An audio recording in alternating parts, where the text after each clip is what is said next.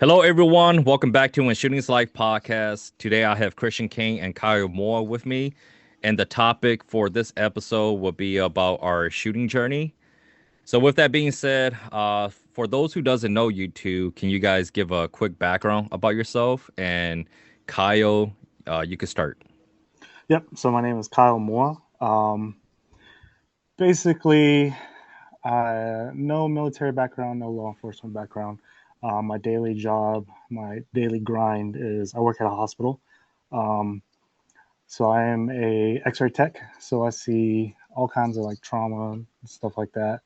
Um, Started shooting, was interested in guns when I was a little boy. Turned 18, bought my first shotgun. Kind of hooked from there. Um, And then these last, I'd say 6 or 7 years, I've been taking shooting a lot more seriously. So that's kind of led me to where I am today. So recently, I'd say about 2 years ago, I took the leap to become a firearms instructor. So I'm certified by the Range Master program as a advanced firearms instructor. Through Range Master, I've got multiple challenge Koi wins. In my Range Master Advanced class, I was the top gun student, kind of meaning that you were top of the class. Um, but yeah, so I've been kind of around guns ever since I'm 18. Um, my family wasn't really into guns, so I've been slowly kind of pushing everybody towards guns. So everybody has their concealed carry permit now.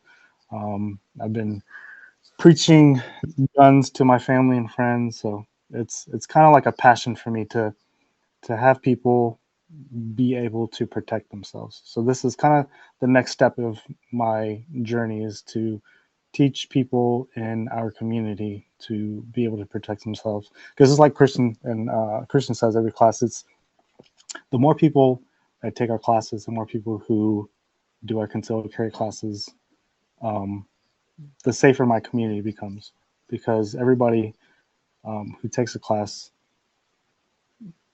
has that much more knowledge over someone who doesn't. So your community becomes safer, and that's kind of our entire goal. Yeah, I think that's very well said. It's funny because I haven't said that in a while. I need to start saying that in class again. Um, yeah, so a little bit about me. So my name is Christian Kang. Kyle, he is one of my instructors under Mountain Tribe Development, which is our just a firearms training little business. Mm-hmm. And so I'm a master instructor under Mountain. Well, I'm sorry. I'm a master firearms instructor certified under the Range Master program, and I've got some other certifications. They're not as impressive. Um, and just kind of going off of that, I've been teaching since like 2016 or something like that.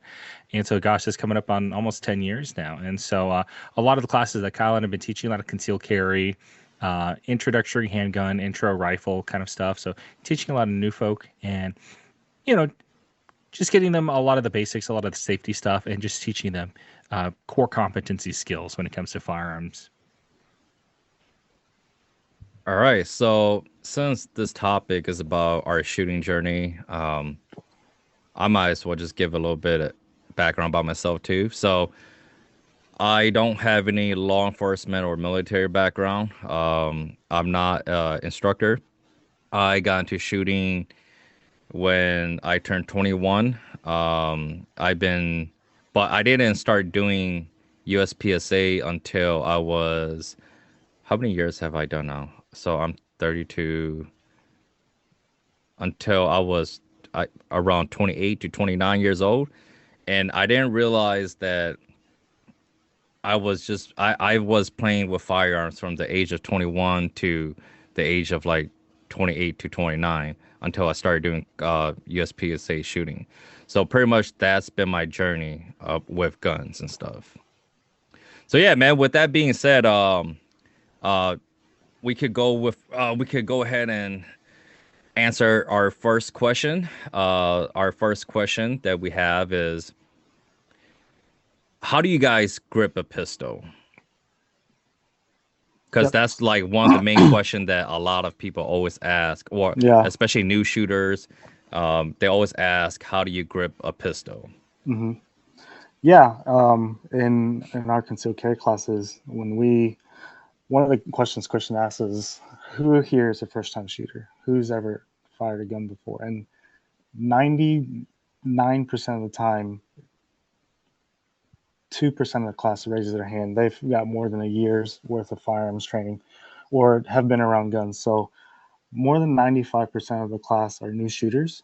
So we go over grip pretty, not into detail, but into enough detail that they understand that grip does matter.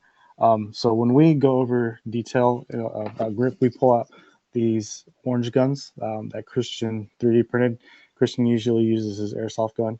But what we say to make it pretty simple is you want to get as high up on the gun as you can and get as much meat on the gun as you can because that meat's going to help fight that recoil. So what we mean by getting as high up on you can up on the gun as you can is trying to get your hand up under that beaver tail. There shouldn't be any space because when you shoot, that gun's going to want to fight you. So the more space that you can take kind of helps that recoil, fight that recoil. So, and then in our classes, we say that this dead space here, this open grip here, should be where your support hand goes. When we teach, we usually teach thumb forward. I've gone over some grip differences. I used to press on the slide. I used to go thumbs down. Normally, I'll just go thumbs forward, but that empty dead space, try to get as much meat on the gun as you can. And we've been kind of playing with different grips. Me and Christian have been going with your right hand, your dominant hand should be maybe 50 to 60% grip. And then your support hand should be more your main support, your main grip. Just because we found that the harder you death grip with your dominant hand, the more that your trigger finger comes into play. So when you death grip that gun, um, we've seen that the more that you're kind of like your shots drop to the left, just because you're gripping that gun. And if you take your hand and you death grip it, your hand starts to want to come towards you. So that's kind of happening in the same sense when you're gripping the gun. So we always say down a hand 50 60%, your support hand more grip. That's kind of what we teach in a nutshell, in a quick nutshell. Yeah, and I'll kind of piggyback off what Kyle's talking about.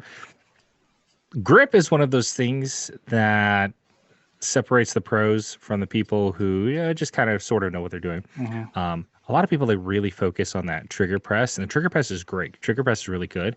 I focused on that a lot too, especially when I started teaching, because that was one of the areas where you could really see a lot of fast improvement. Okay, which is not bad at all, right? But when it comes down to it, when we actually look at the type of shooting that is required, whether it is in competition or whether it's in self-defense, that slow trigger press doesn't do you any favors. Okay. Especially if we take a look at like qualification exams, whether it's like a concealed carry qualifier or whether it's like an FBI qualifier, police qualifier, a lot of them, they really have that perspective of here's the target. You've got a generous amount of time to get the gun on target and slowly press that trigger. Okay. But then when you actually look at self-defense shootings or you look at police shootings, it's not like that. It's you grip it and then you rip it, and then that's where everything kind of flies out the window. In scenarios like that, actually another big pet peeve is people always talk about don't slap the trigger. But when you actually look at actual self-defense type of shooting, to shoot fast, you pretty much have to slap that trigger. Okay. You've got to slap that trigger. However, here's the thing that people don't understand is that that's when that core principle of that having that quality grip comes into play. Okay. Because if you want to shoot fast and you want to shoot accurately, you've got to have a very quality grip. Right. And just kind of piggybacking off what Kyle was talking about, that's something that both of us have just kind of like worked on. We've kind of learned is that there's many different ways to grip a pistol, right? It seems like it all is kind of one thing. It's take this hand here, hold here, right? But where do you apply pressure? Some of the top shooters in the world, they have weird grips, right? And some of them even grip guns in ways that I wouldn't recommend to most people, but they're top shooters and they do that very well. Grip tends to be a very personalized thing. Even like listening to like Ben Steger. Ben Steger says he doesn't really focus on like teaching like a one single way of gripping because it's such a personalized thing. There are some core mechanics that are very important, like what Kyle was talking about. That if you squeeze too hard with that dominant hand, it's going to slow this finger down. Okay, so that shot to shot split is going to be slower, and I find that myself too. When I was trying to learn a sub 2 second build drill, which is being able to draw the gun, fire 6 shots, center A zone of a target at a distance of 7 yards or 21 feet in under 2 seconds, which is very difficult to do. You cannot squeeze too hard with this hand because it will slow down that trigger press a lot. So one of the things I've really been focusing on now is light pressure, dominant hand, crush with support hand. Pretty much all my clamping force comes to that supporting hand. Okay, crushing on the supporting hand. On my dominant hand, actually, I do add in some pressure on the bottom right here because we're kind of creating a fulcrum right here. Okay, if we have a pivot point right here, that means that if I leverage right here, it actually helps me to control that upward recoil. Okay, since this is that pivot point right here, if I apply a little bit of pressure here, that doesn't cause too much tension in my firing finger, right? So crushing support hand, a little bit of tension down here, but I want to be loose at the top of my shooting hand or my trigger finger up here, so that way I can get faster splits on the gun. So that's one of the things I've been focusing on. But when Kyle and I teach, who wants to learn that in a concealed carry class? Because you have a limited amount of time, and so we just kind of stick to the basics, which is it's okay. But we're very constrained for time because like a lot of the concealed carry classes we're teaching, I mean it's mostly legal class, and so we do our best to kind of intro the shooters into just some of the core fundamentals, and then try to get them to come take more classes with us so we can give you a little bit of a deeper dive. Okay. Yeah, so speaking of grip, so when I first got into shooting handguns, I used to so I got my gun right here. Don't worry guys, there's no clip in the gun, you okay? brought the real one. Yeah. There's no clip in here, all right? So you guys relax. Oh yeah, but anyway, so when I first got into shooting handguns, I used to def grip with, Wait, hold on. You guys watching? Yes, I know, but he's joking. Okay, I caught it too. It is called clip, man. I'm serious, man. It's clip. I caught it too.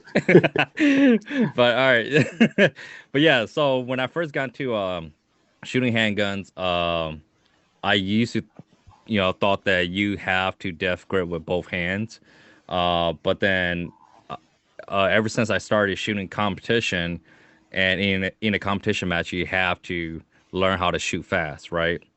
And I was wondering why I was shooting so slow, and I realized that I was gripping too hard with my dominant hand, which I'm right-handed. And after a few years of shooting USPSA, I don't actually add any pressure with my dominant hand anymore. So how I grip the pistol now is this hand is like I use like 0% pressure on my dominant hand. So if I want and to be honest, I don't even care if I go all the way under the beaver tail anymore, because all of the pressure comes from these 4 fingers, which I just crush down with the fingers. What are you doing about pinky pressure? Are you doing pinky pressure? I don't do anything. Like No, my Interesting. dominant hand just, I wouldn't even say it's holding the gun. It's just supporting the gun to not fall out. So and then everything is all about my my left fingers crushing down the grip.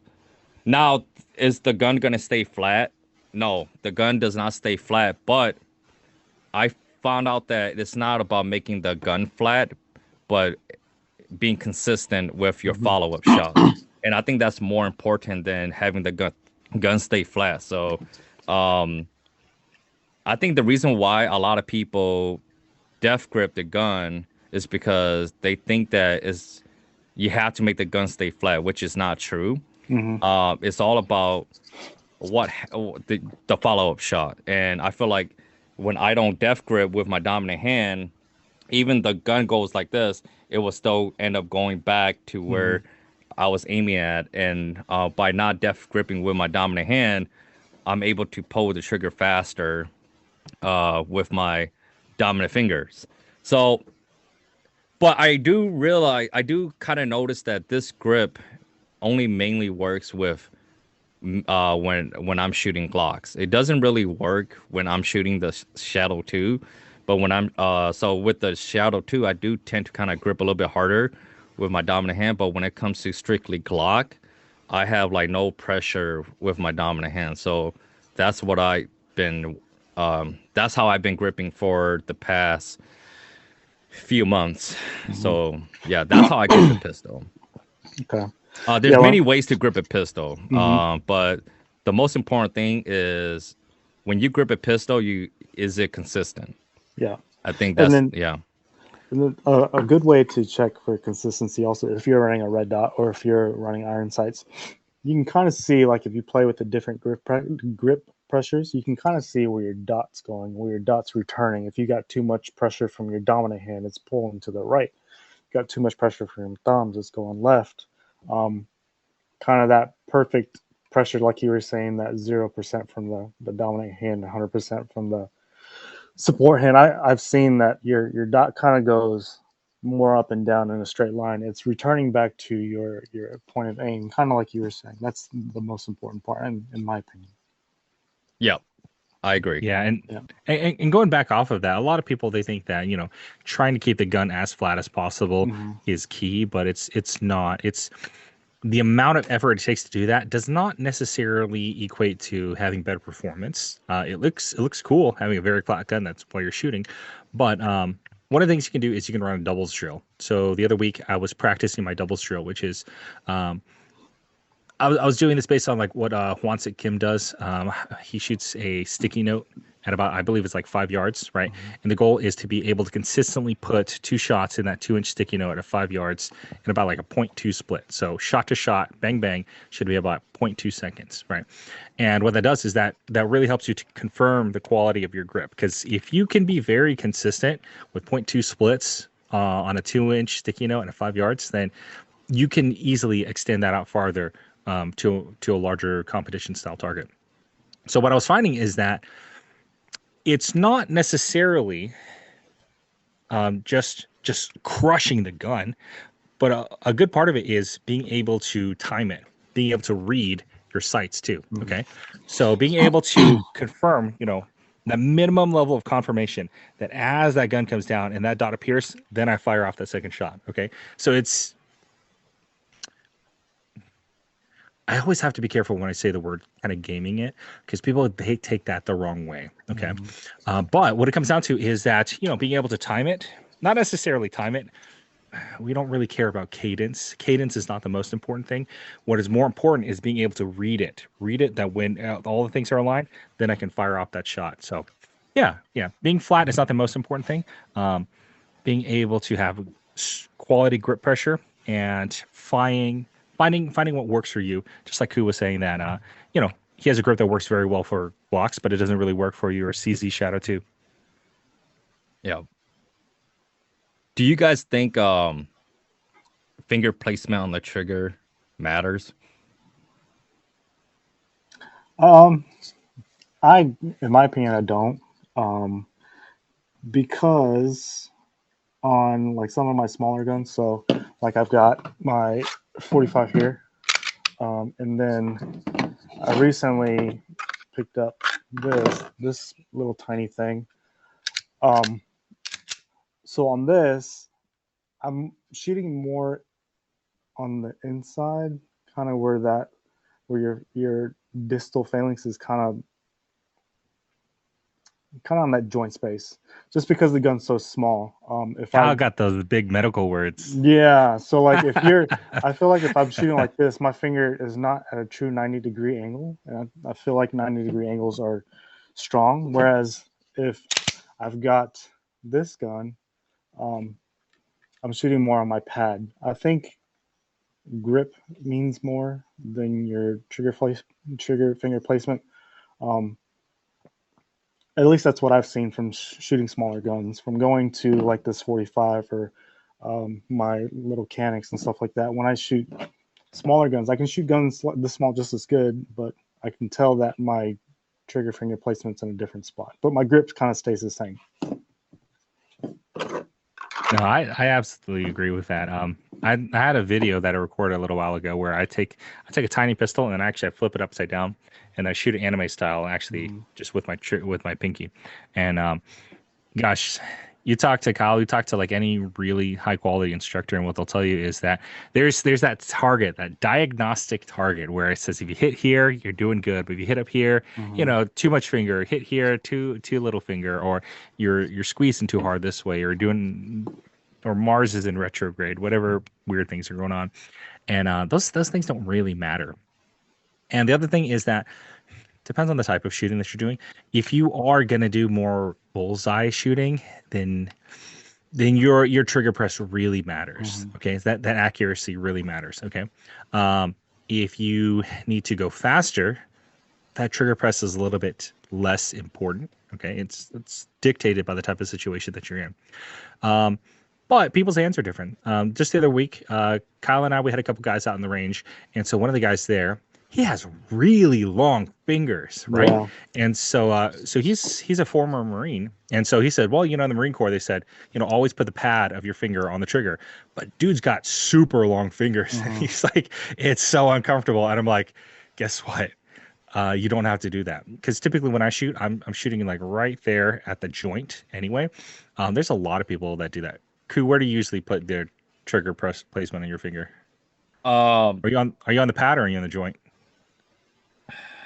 Honestly, I don't even think about it. Honestly. Yeah, I yeah. I think, well, now that I'm thinking about it, I think it's always on the pad. Like Hmm. Kyle said, I think my fingers are usually 90 degree, my knuckles, like Hmm. this.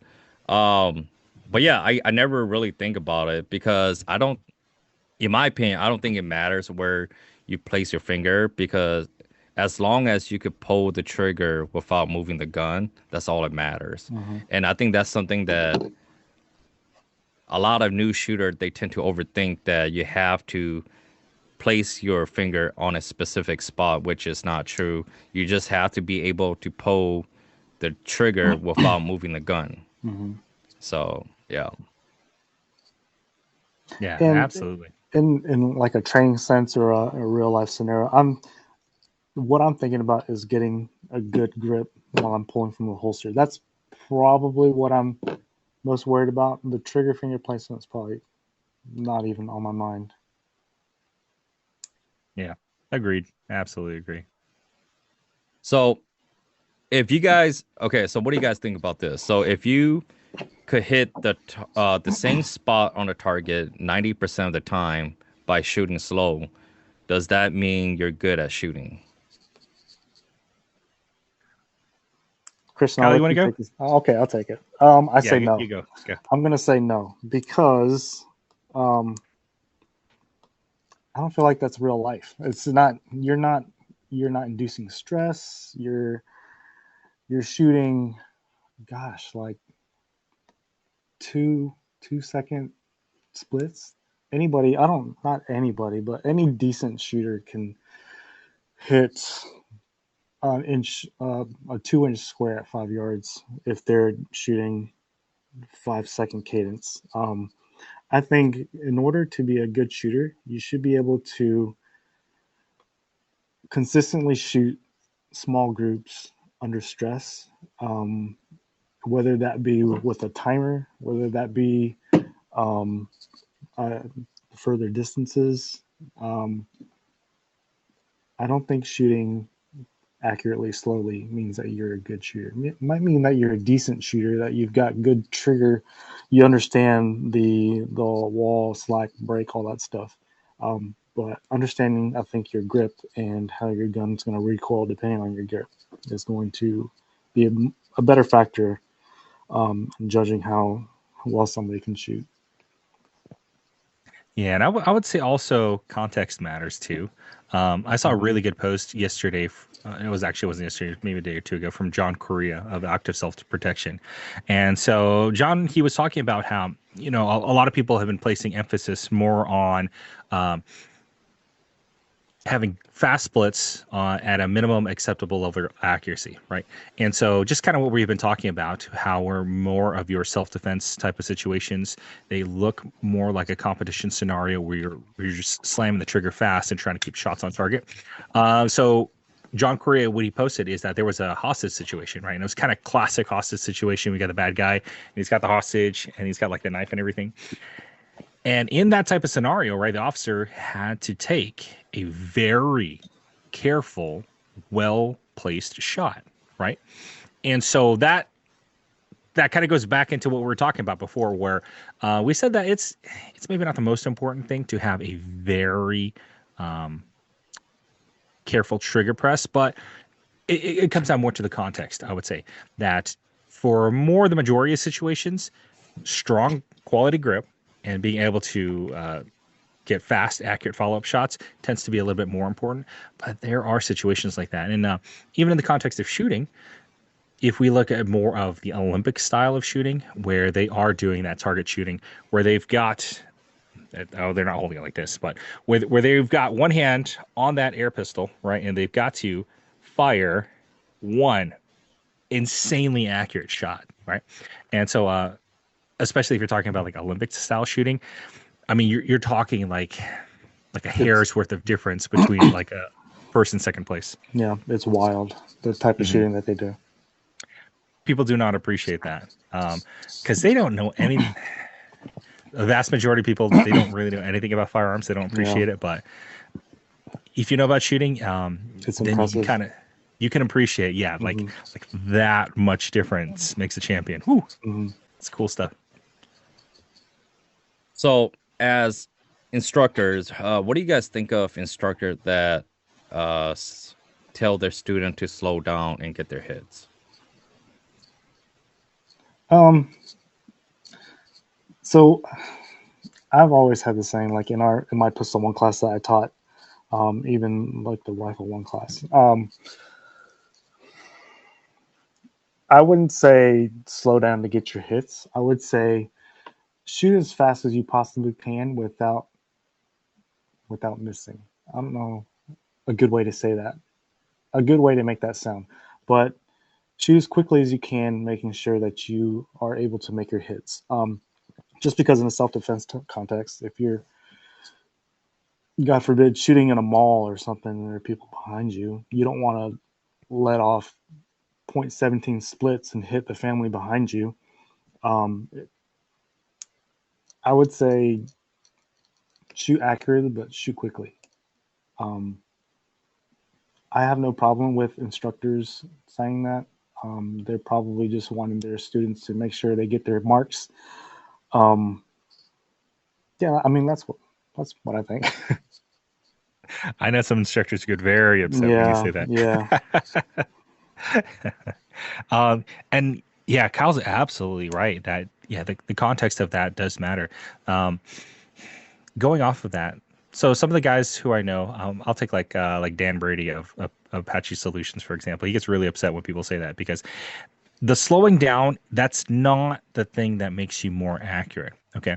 The thing that makes you more accurate is actually focusing, right? Kyle mentioned earlier that when we're actually talking about that trigger press, the trigger press, it tends to break down into a couple different steps, right? There tends to be the slack, right? That area of very little resistance. Then you've got that creep, which is a little bit of grit right before the break. Okay. And to be very accurate, you tend to need to be able to press through all three of those stages without shifting the gun, right? And so as a product of that, you tend to go a little bit slower, right? Because you tend to feel those processes as I'm trying to print a very small group or I'm trying to hit a very precise target. Um, so it's not slowing it down that makes you better. It's taking your time to focus on it and just get everything correct. Because if you really got to make that one shot count, then you focus on it. So the thing that really kind of pisses some of the better instructors off when you say that is that it's not slowing it down that makes you better. It's taking the time to actually focus on that as you are going through all those steps for that clean press. What do you guys think about? I was watching a T-Rex Arms video the other day, and Lucas was saying, realistically, you should be able to shoot a target up close and a target at 25 yards at the same time. Your time shouldn't be different. You should ideally be able to hit an A zone in the same time. What do you think about that? Like a target at 7 yards versus a target at 15 yards. Who you go? Because you have much more experience doing that. Yeah. I agree with him. Because if people actually train, they will realize that it's not actually that hard to hit that far. Well, you say 15 yards, right? 15, 25, anything more 25 might be a little bit hard, to be honest. 25, Mhm. well, for my level, it might be a little bit hard, a little bit harder for me, but definitely at 15 to 7 yards, it shouldn't make any difference. Especially at 7 yards, you shouldn't even, if you train enough, you won't even need to look at your sights or see the sights, to be honest, because if you have good fundamentals, your gun will always go right where it needs to, and you should be able to pull the trigger without actually confirming with your sights. But it's not easy to do. You still have to train and learn how to do that. But if you train enough, you should be able to take your shot at 7 yards without actually getting a good sight picture and still hit A zone. With 15 yards, yeah, you might need to see your sights. But you should still be able to go fast as you're going fast at a 7 yard target. Yeah, I agree.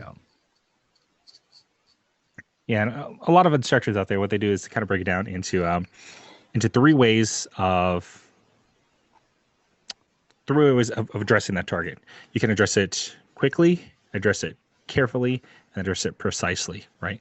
And it comes down to, what is that minimum level of sights that I need to confirm and guarantee that I can hit that target. And so, something closer up, that's something you can address quickly. Something a little bit farther out, like 10, 15 yards, that's going to be more carefully. And then at 25, you're probably looking at something you want to address a little bit more precisely, if anything else. Yeah, and since we're talking about speed, going back to the slow down, get your hits. So for me, I don't, even though I'm not an instructor, when I do teach like brand new shooters, like family members and stuff like that, I will never use the word slow, because I think it's very important how you word your what you're trying to teach a new shooter, because it can create bad habits. So that's why I don't like to use the word slow to new shooters, because they will have that word slow stuck in their brain, and every time when they go train, they will always train slow, and that's going to create bad habits. So if they ever have to use their gun in a self-defense scenario, they're not going to be able to pull a trigger fast. With me, I will always tell the student to go it's exactly like you said, Kyle. Go as fast as you can, as long as your sight picture is good.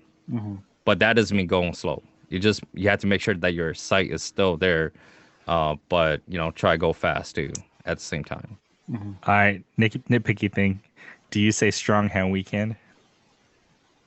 What do you mean? Like, so USPSA stages, they'll say, okay, you got to shoot these targets strong hand only, and then you got to switch and then shoot these targets weak hand only. Do you say strong hand, weak hand? I Because some people get very upset when you do. I say Not specifically you. I say support and dominant hand. I mean, they Um, technically they're the same, right? yeah, yeah. Okay. No, It, I'm I'm just messing with you because oh, some people okay. get very upset. We say, well, Yeah. this is not your weak hand. If you think that's your Hmm. weak hand, then Hmm. you're setting yourself up for failure. This is your Yeah. either your support hand, your non-dominant. Hmm. Yeah. Okay, I I'm actually being say nitpicky with you. no, I'm just kidding. All right. So when you guys teach new shooters, do you guys teach them to sight focus or do you guys teach them to target focus? Um, so for us, or at Kyle's least gonna for get me in trouble me, here. no. Um, for our newer shooters, like our concealed carry classes, stuff like that, we tell them to be target focused. Um, no, I got that backwards. Front sight focus. Sorry. Yeah, when we Kyle's gonna teach get me newer in shooters, trouble. when okay, when I teach somebody, I want them to be front sight focused, just because that is a little bit easier to focus on. We kind of do a thing with our fingers where we kind of do our kind of like our mock um, iron sights, and when we do that, the students kind of see that you can only focus on one thing at a time, right? So if you focus on your front sight, your rear sight, and your target are blurry. If you focus on your front or your target, then your front sight, rear sight are blurry, and vice versa. So with newer shooters, we kind of tell them that the front sight is the easiest way to focus and easiest way to get your hits. With our like our pistol one more advanced shooters, some of the guys already come target focus, and I think target focus comes with a lot of training and practice. It took me a while to become target focused. And this is maybe 2 or 3 years ago, maybe 4 years ago that I became target focused. Up until then, I was front side focused. Um, but yeah, for me, it depends on the student. It depends on their skill level, um, whether or not I tell them front sight or target focused. Yeah, Kyle absolutely makes a really good point there. That gosh, for our concealed carry classes, I've only got you there for like an hour or two to actually teach you the handgun because the rest of the class I've got to teach you legal, and so that's kind of one of the things that we do to just really quickly just throw them in. Some people get upset at that, say that's kind of a disservice because if you look at people who are very good at shooting production guns with no optical sights on them, they'll tell you that you really need to be target focused for everything. Okay, target focused for optical sights, target focused for just standard iron sights, and it seems kind of weird, right? Because like I was showing, that's one of the methods that we use. If you've got 10 people on the line and nine of those people have never held a gun before, it's just easier to do it with your fingers. Okay. Just pretend this finger is the front sight and these two in the back are your rear sights, right? So that way you don't have a bunch of people who are very unfamiliar with the guns, handling guns just from the get go. And so what it kind of shows them is that, hey, your eyes can only focus on one particular plane at a time. And so if you talk to the more skilled shooters, they'll say, yeah, honestly, you should be more focused on the target itself, and then your front's going to be a little bit blurry, your rear's going to be a little bit blurry, but that's okay because we really need to keep eyes on the front, and then we'll get everything else lined up as we start presenting the gun. It's a little bit trickier for newer shooters to do because they don't have that memory of that grip. It's another thing. A lot of guys get really upset if you say muscle memory, but if I say muscle memory, you guys know what I'm talking about. Okay. Muscles don't have memory. Those are neurons. I know. Okay. So that's kind of one of those cheats that we do because that allows them to see that sight. And once they see that front, then they're able to bring that rear into alignment. But absolutely. If you want to take your shooting to the next level, definitely be target focused instead of being front side focused. Although if you talk to more of the old school guys, they'll say, yeah, just front sight Front sight. focus. Mm-hmm. So since you guys teach brand new shooters front sight focus, how long when do you guys think they will be ready to target focus instead? I think for me is when they start getting their draw down and they start getting their presentation down. If they can go ahead and I've only done this once, but have them draw, close their eyes, and present the gun. If it's pretty close or if it's on, um, I think that's when you can tell the next step that maybe they should start going front side focus, or not front side, but target focus, just because they have that, like Christian said, muscle memory or that the training um, to get that gun up correctly. Yeah, I and I, Yep. oh, go ahead, Koo. No, go ahead. Go ahead. No, I was just gonna say then, gosh, if I had more than an hour to teach somebody how to hold a gun, then I would just teach them target focus. Mm-hmm. There's what's the advantage versus the disadvantage of the two for somebody who shoots once, maybe twice a year. Not really much of a difference, okay? But if you're trying to get into more advanced, higher skill shooting, absolutely you should know the difference. So, like I said, for just like our concealed carry class, where I've only got you for like an hour, maybe an hour and a half to teach you how to shoot a gun, that's kind of why we do that. Okay. Yeah, I was gonna say something similar to that.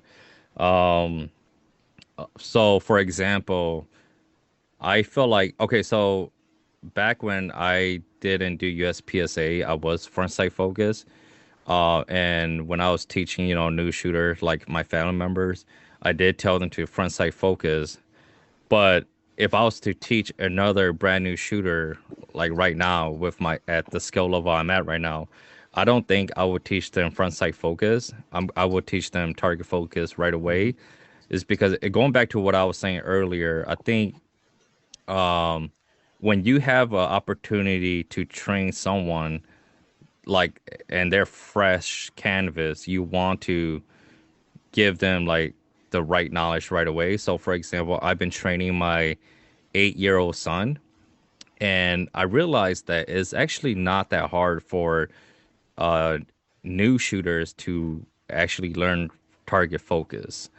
So if I was to train new shooters now, I don't think I would ever talk about front sight focus anymore. But I do understand where you guys are coming from though. Yeah. Here's something funny. So I've been playing a ton of Ace VR, which is the virtual reality competition shooting training game. Um, so one of the things I found is that I am so target focused I just ignore the dot. And so that shows up in my results because I'm always like target focus, target focus, target focus. Bring the gun up, I see the gun, bang, and I'm not paying attention to the dot at all. And so now actually I need to just dial it back a step, and I need to start focusing on where that actual site is just a little bit more than I've been doing. So I went too far in the opposite direction. I think that's how it is when you start pushing yourself to be faster. Hmm. Because we you remember when we did a podcast with Luke, and Hmm. basically Luke was saying that I'm just dragging my sights at that point. Hmm. And then after that podcast with Luke, the Luke definitely helped me understand when what visual means. And I guess I didn't Hmm. really understand that until Luke like break it down. So I think the reason why that was happening to you when you were playing Ace VR is because I don't think your vision was there. Um, but then not slow down, get your hits, but you had to really make sure that your vision, like you actually like really focusing at whatever you're looking at before you pull the trigger, pretty Mm-hmm. much. So I'll say this: this for me, it wasn't like oh, today I'm gonna try to focus on being target focused. For some reason, it clicked, and I didn't even know the difference. I didn't even know I was doing it. So it was one day I was just dry firing down here, and I was like, something's different. And then it was like beep, pull the gun up, and was like, oh, I'm target focused. I when I was when I just recently, it was like I was saying, it's like 4 or 5 years ago. I was front side focused, and then it just clicked. I was like, I wonder what the difference was. I don't know if it was because I had more training, or I don't know. It's for some reason it just clicked. It was weird. I think that you really nailed it. If you're trying to be fast, if you're Hmm. trying to shoot faster, that when I draw my gun up, I need that shot to go off as quickly as possible. And as I'm drawing that gun up, right, it's faster for me to look at that target first. Sights come up, sights are on target, bang. Once I have enough confirmation Hmm. to guarantee Okay. that hit. Yeah. And yeah, I think it's a natural progression of speed Hmm. that your body's looking for shortcuts. You're Hmm. trying to find shortcuts to make myself faster and faster. Yeah. And that's actually really cool that you're able to start doing that naturally. Yeah. Hmm. Yeah. That was just for some reason one day it just clicked. I was like, oh, that's weird. Nice. Yeah, I agree. I agree with that 100%. So pretty much in conclusion, if we were to train a brand new shooter, then we should just tell them to go as fast as they can. I'm just kidding. Or As fast as they can. yeah, as fast as they can. As they can. As a Yes. king. Yes. Not as Yes. possible as they Yes. can. That's why I say as they can. Good thing you caught that. All right. So, what do you guys think was the most beneficial change to your guys' shooting? Most beneficial change to my shooting. Yeah. Um, Probably switching to red dots. I was, gosh, with everything in my kind of like my gun journey, I've been kind of hesitant, to sort of say. Like my first pistol was a FNX9. Is like striker fire, or not the striker fire. It was a double action, single action. Um, I didn't want to shoot a Glock because everybody else had Glocks. Everybody was like a Glock fanboy. I didn't want to do that. And then when people started doing red dots, I was like, I don't want to do that. I'm gonna keep iron sights. You know, the old trusty. Don't have to worry about batteries. Don't have to worry about zeroing, stuff like that. And then started hanging out with Christian more, and then started shooting his Glocks. And I was like, okay, this is. I'm a lot faster. I can kind of see what my gun's doing. The gun's giving me a lot of feedback. Depending, like I said, with like my grip pressures, I can see that it's tracking left, tracking right, straight up and down, or if I'm dipping because I'm anticipating. The gun was giving me a lot of feedback, so I could kind of play with different things to kind of see, to kind of perfect, not perfect, but kind of make it where I could control the gun better, where the dot was coming up and down.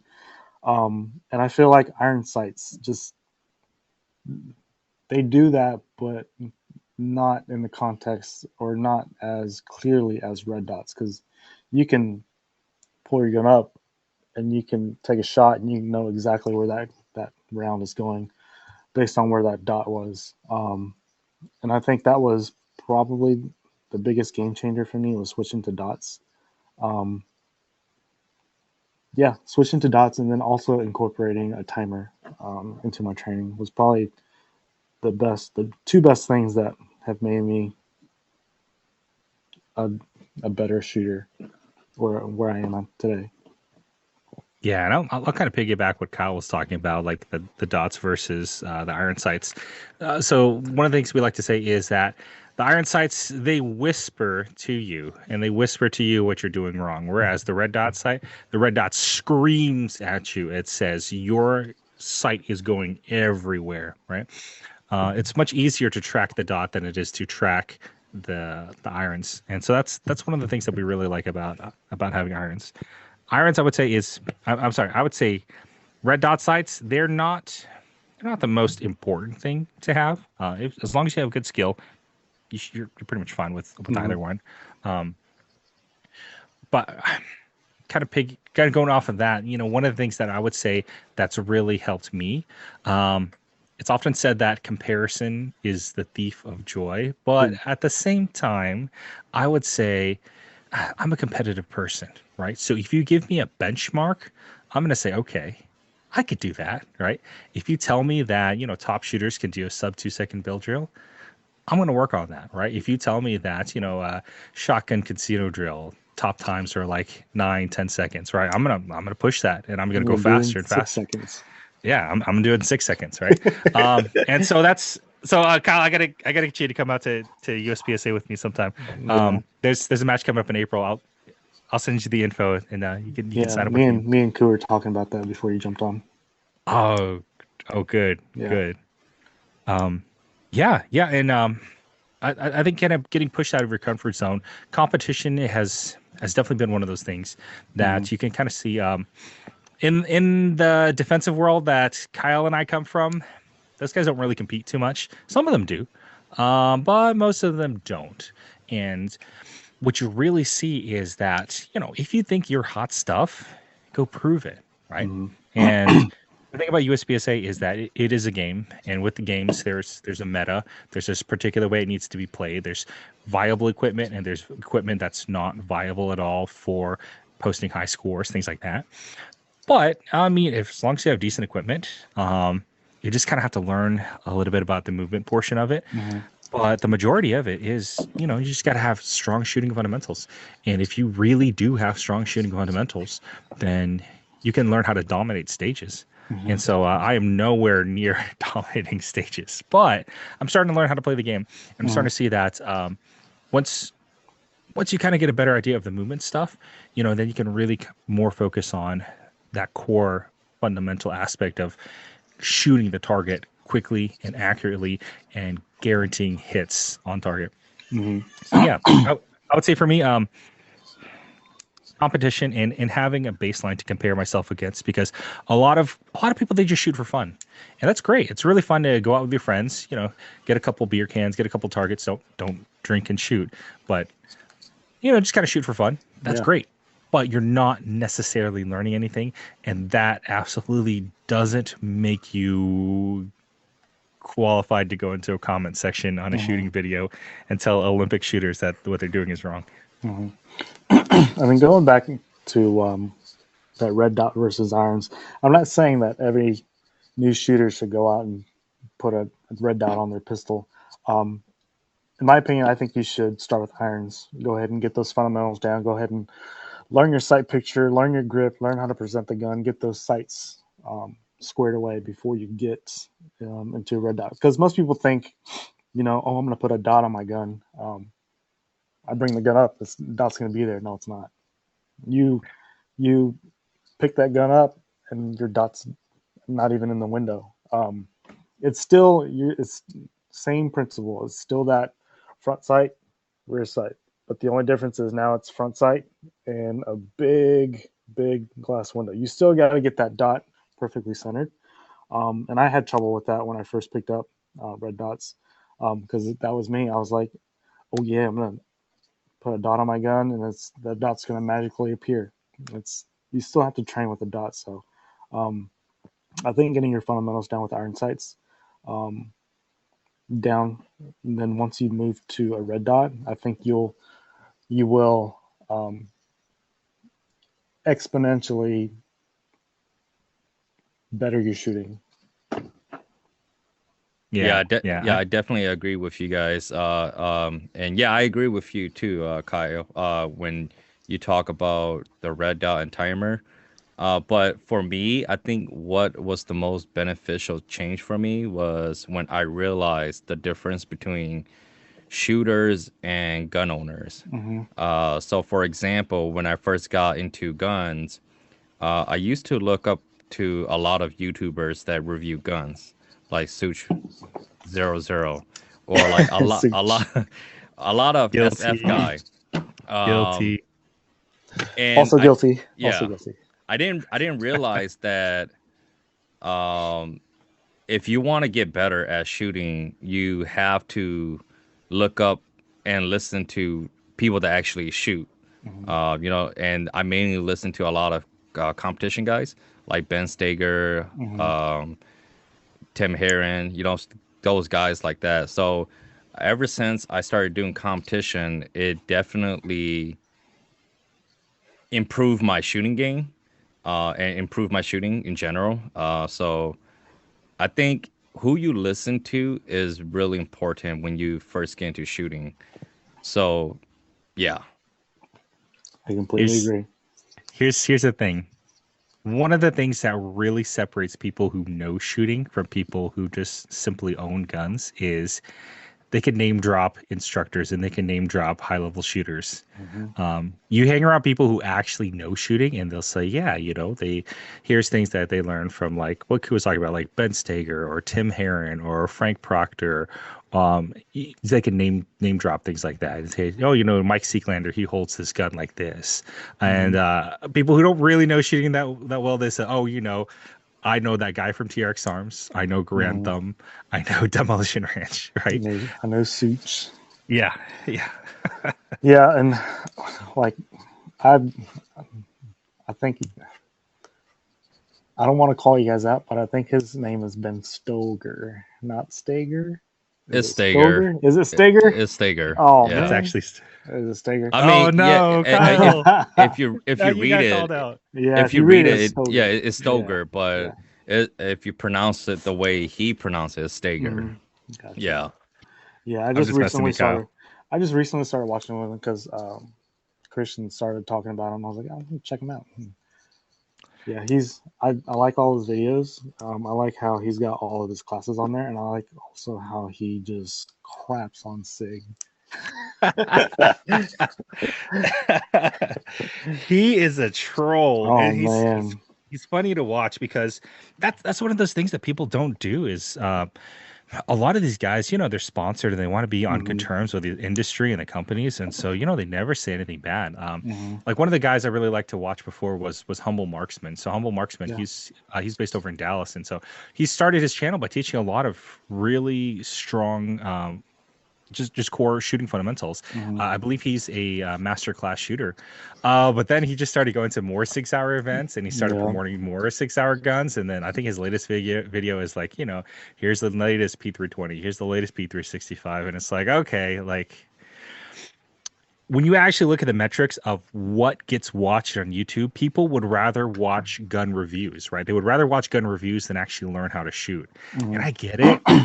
I get it, but that's not my thing. So even on my personal social media stuff, I don't do reviews because that's product reviews are not my thing. Yeah. And and you guys already have heard me talk about this before, but I don't take sponsorships. I don't take promo codes. I don't do anything like that because it allows me to hate on everybody equally with no conflict of interest. Hmm. I'll tell you what I do watch, and you guys might be guilty too, but I watch a lot of like shootouts, like active self protection or police activity on YouTube, and I kind of just like I go on a deep dive. I watch a video and then I Mm-hmm. dissect it, and it's like, what Mm-hmm. would I have done?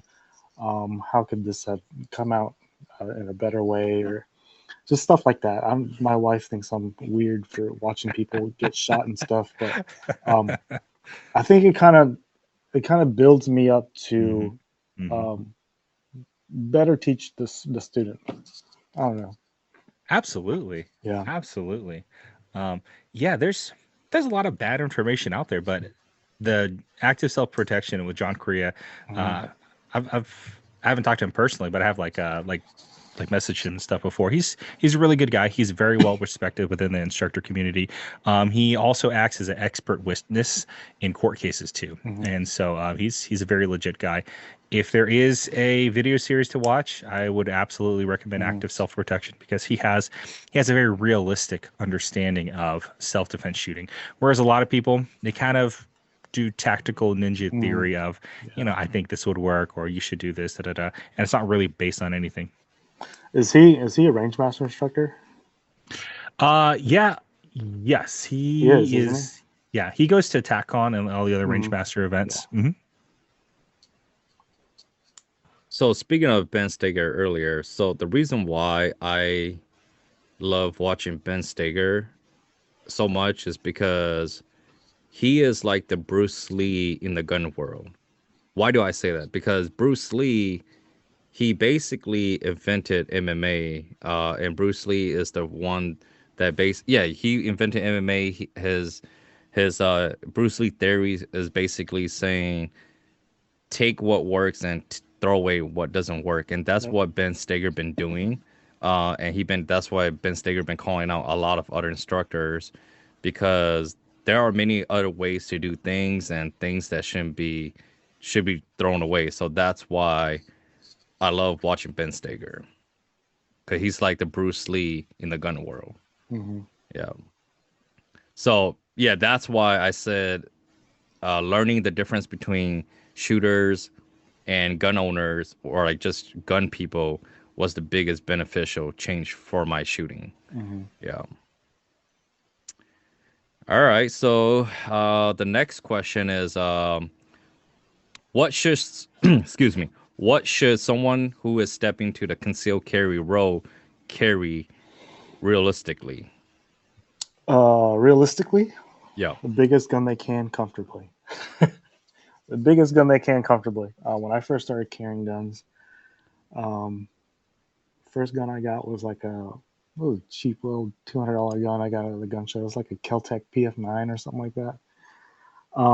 What are you talking about? That is highly rated by Nothing Fancy. Yeah. You know what? You That's know what we what? bought it. The reason I bought it was because I liked Nothing Fancy and I watched his videos and he pushed me to the PF9. And then the gun after that I got was a Car CM9 or something like that. Highly rated by Nothing Fancy. But yeah, in my opinion, you should carry the biggest gun that you can comfortably. For me, that's going to be a Glock 19. Just because I know that I can shoot this gun really well. That's the gun I take all my classes with. I recently kind of stopped shooting it just because the round count's so high on it, so I started shooting the 45 more. But yeah, I think you should carry the biggest gun you can comfortably. In my daily carry, I will also carry a flashlight, a good pocket knife, and I will carry a tourniquet because if you plan on making holes, you should know how to plug holes, right? And one thing that people don't really think about that I think is a must is pepper spray because not all situations call for deadly force, right? Maybe pepper spray can, I don't know, somebody who's aggressive but doesn't really present a lethal threat. You can kind of avoid a lot of things with pepper spray. Yeah, those are my 4 or 5 big gun that I know that I shoot. That I know that I can shoot. Tourniquet, flashlight, um, pocket knife, and 95% of the time, pepper spray. And that's realistic. That's I think a lot of people are kind of like Christian saying that tactical ninja theory. Um, a lot of people are carrying um, like super huge extra magazines, like they're carrying 25 round mags and multiple guns, 2 or 3 guns. They've got multiple knives. Um, like we say in our classes, the average gunfight is going to be 3 yards, 3 rounds, 3 seconds. Um, so your single stack 9 that carries 8 rounds will probably do you just fine. Um, the only reason I carry that 19 is because I know that I can shoot that gun almost perfect. I don't want to sound unhumble, but yeah. So that's what I think. Someone realistically can deal with 99% of the problems in their community with just that. Yeah, I definitely agree with your pepper spray theory. And I know that maybe every state is different. So, for example, well, I'm pretty sure this theory applies to every state, but Mm-hmm. pepper spray can help stop a threat when the threat is much smaller than you. Yeah. You know, like a female. Mm-hmm. Like if a female want to get violent or a small female want to get violent, and you know that you can't just punch her in the face or something, a pepper spray can come in handy because you Mm-hmm. still have to stop her, but you don't actually want to physically touch her. So that's why I think pepper spray is very useful to carry with you every day, not just your gun. Mm-hmm. Yeah. But somehow cops they use their guns right away, That's regardless true. of the body size. Yeah. That's because they have police union lawyers and you don't, so they'll be okay, but you won't. They're employees of the Department of Justice, so they get employee discount. But but speaking of cops, you know what's crazy though, man? So they they expect us civilian. Okay, so supposedly the law enforcement they train more than civilians, right? Supposedly, but then they expect us civilians to know how to de-escalate situation better than cops. How does that make sense, man? How does that make sense? Like It's for because example, if you were to shoot someone in a self-defense scenario, right, and you empty your clip, but then you will get in trouble. But then if a cop empty his clip, it will be okay. you're gonna get us in trouble. I keep calling them the Mhm. clip.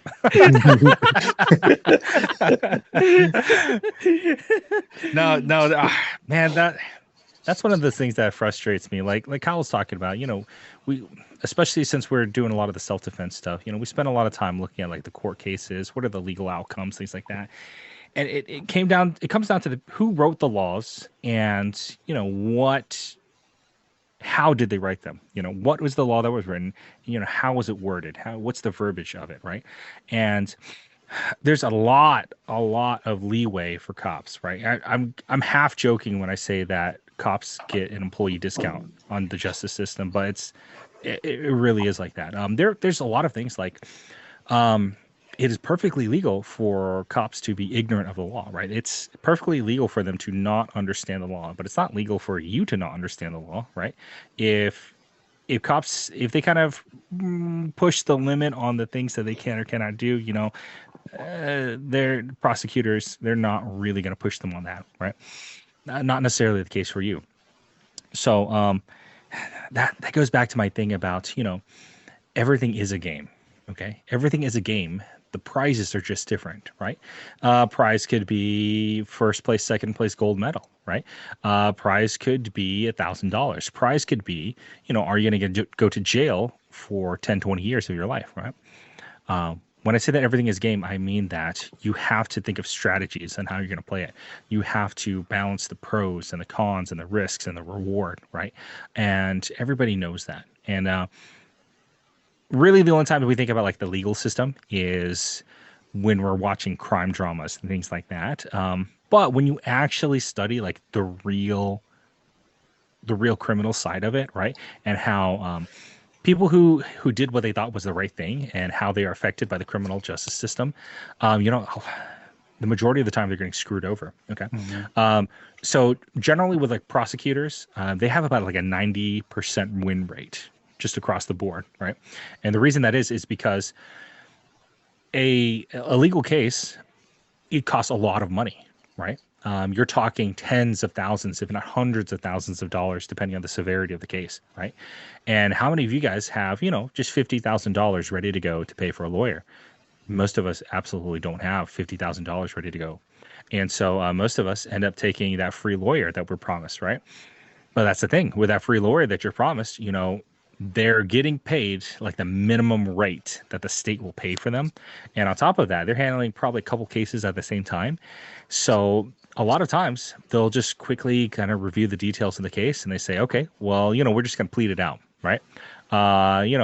You may not have done it, but it's just easier for us to plead it out because I'm not going to spend the time and the many, many hours to go through all this evidence to plead your case. We're just going to plead it out, and then we're just going to take a reduced sentence on it, and that's why the win rate tends to be about 90% for prosecutors. And that's one of the things that I often talk about in my classes is that in that courtroom, you only have one friend, and that friend is your lawyer, right? But how much did you pay them to be there? Okay, and if you didn't pay them anything to be there, they are going to put in the minimal effort. And I had a very close family member who we just did this whole process. He was accused of some very horrible crimes, right? And we went through several lawyers until we found some lawyers who actually believed him and who actually reviewed the details of the case and actually realized that, none of these details make sense. And we were able to win that case pretty easily. I mean, it was a scary time, but we were able to pretty much destroy the prosecution when we actually reviewed the evidence. And the jury deliberation took like about 20 minutes.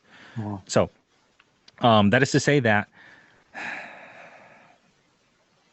the people who wrote the rules, they didn't really write them for you. And so that's why when it comes to, you know, the leeway that is granted to officers, they are employees of the justice system, and so they do get an employee discount. It's funny to say it like that, but that's kind of how it is, right? So you are held to a higher standard than a police officer, and you must understand that, okay? You're held to a much higher standard, okay? Because they don't like throwing police officers in jail. That's why you rarely hear about that happening. But you could probably think of many cases that you know of people who have been jailed unfairly, or people who have been accused of things or charged with criminal offenses unfairly. And yeah, it doesn't typically happen too often the other way around, where we see that with police officers. I think the reason why the laws are written that way is so that they could take away your gun rights, because they just can't take away your gun rights. So I'm gonna dive into the rabbit hole with this one. So No, here we go. Here we go. They just can't take away your gun rights, right? Because it will be unconstitutional. So they have to make it hard for you to defend yourself, but easy enough for you to fuck up somewhere. So when you fuck up somewhere, they could take away your gun right, and you can't own a gun anymore. And they want us civilians to just rely on cops. And when we rely on cops, the government will say, you see, you guys don't need guns. You guys got us. We got your back. You know what I mean? It's the same thing as when at the end of 2019 in Hong Kong, when they were protesting for free speech and Second Amendment for the country, right? So that's why they were protesting with the United States flag.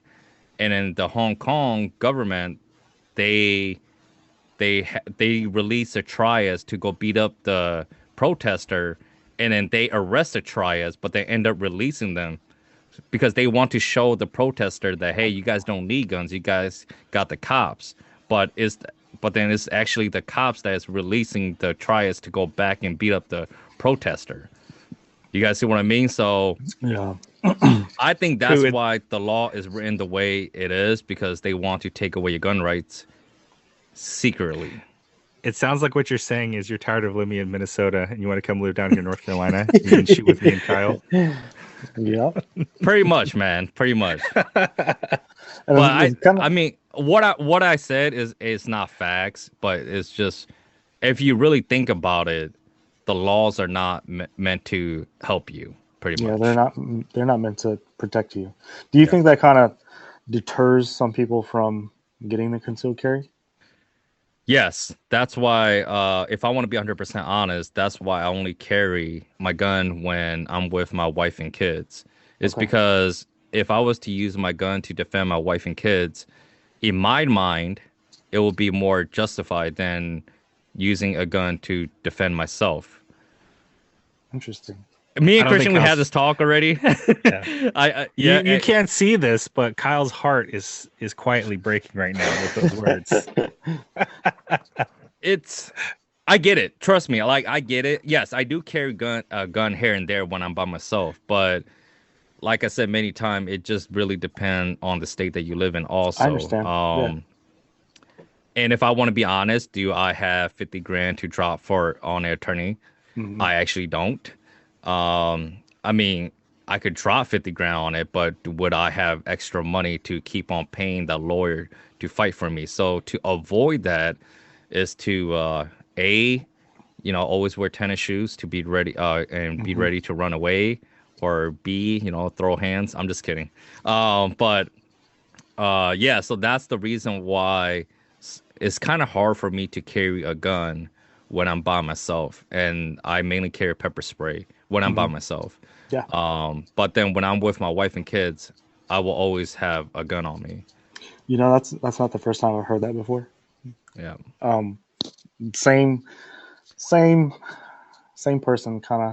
They were kind of sketched out by cop versus concealed carry permit holder and stuff like that, and they were like, they're going down that rabbit hole you're going, and then also with like the accessories on their guns, like Hmm. what would a red dot do if I carry hollow points? Are they going to use that against me? If they modified their triggers, are they going to use that against me? And that's, I mean, all things that they could use, but I don't know, I don't know what I'm trying to say, but yeah, it's scary for somebody who is trying to protect himself, knowing that you did protect yourself. What you just went through is traumatic, but now you got to deal with the legal side as well. Yeah. Yeah, and going off what Kyle's talking about, of just modifying your concealed carry gun put you in a worse place when it comes to shooting in self defense.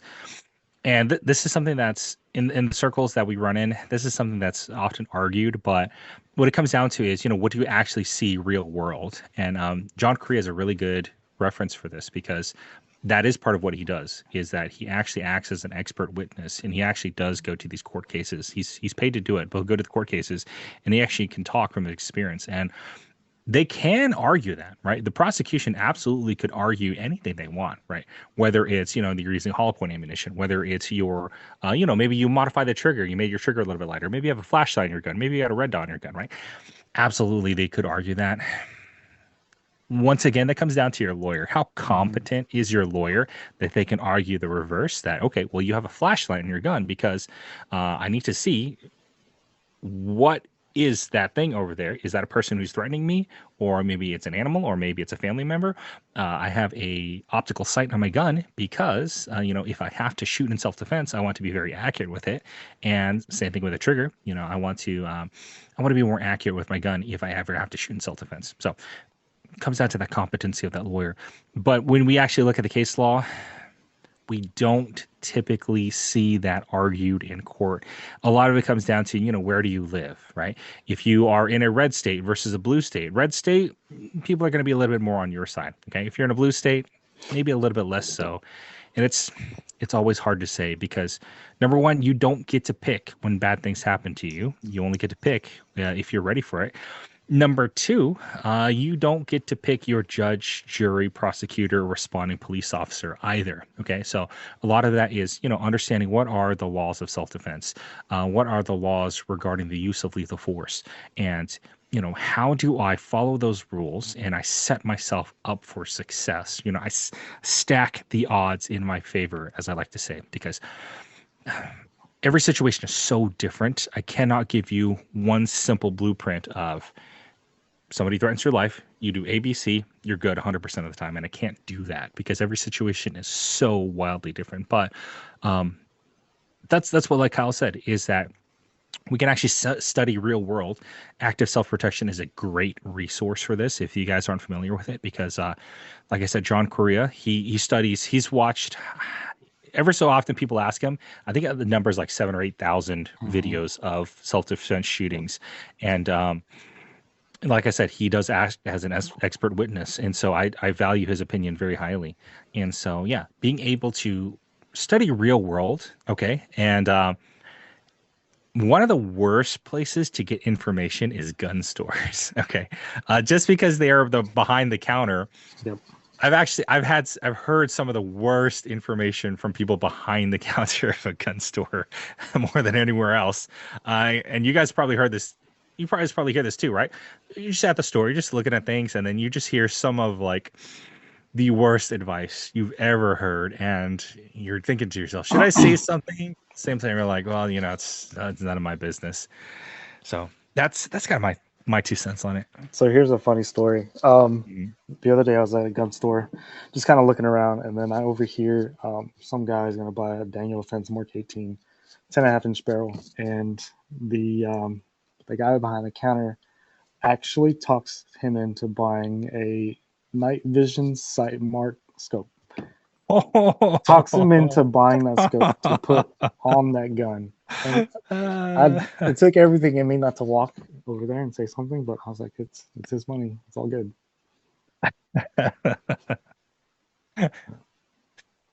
Well, So I Do you, mean, maybe do, for a raccoon. maybe for raccoon coyotes. And then also going back to that, I had this on my mind also. Don't put Punisher skull back plates on your Yes. blocks. Yes. Don't get engraved with kill all and dumb shit like that. That part, don't do it. Don't do Okay. that. Flashlights, red dots, fine. Yeah, all you new shooters Punisher's out there, don't do it.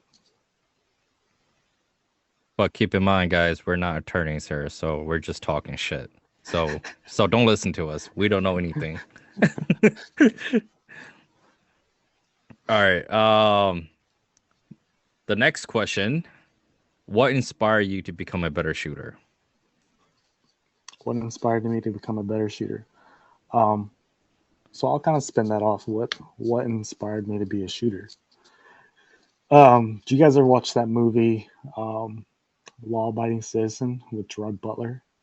Oh yeah.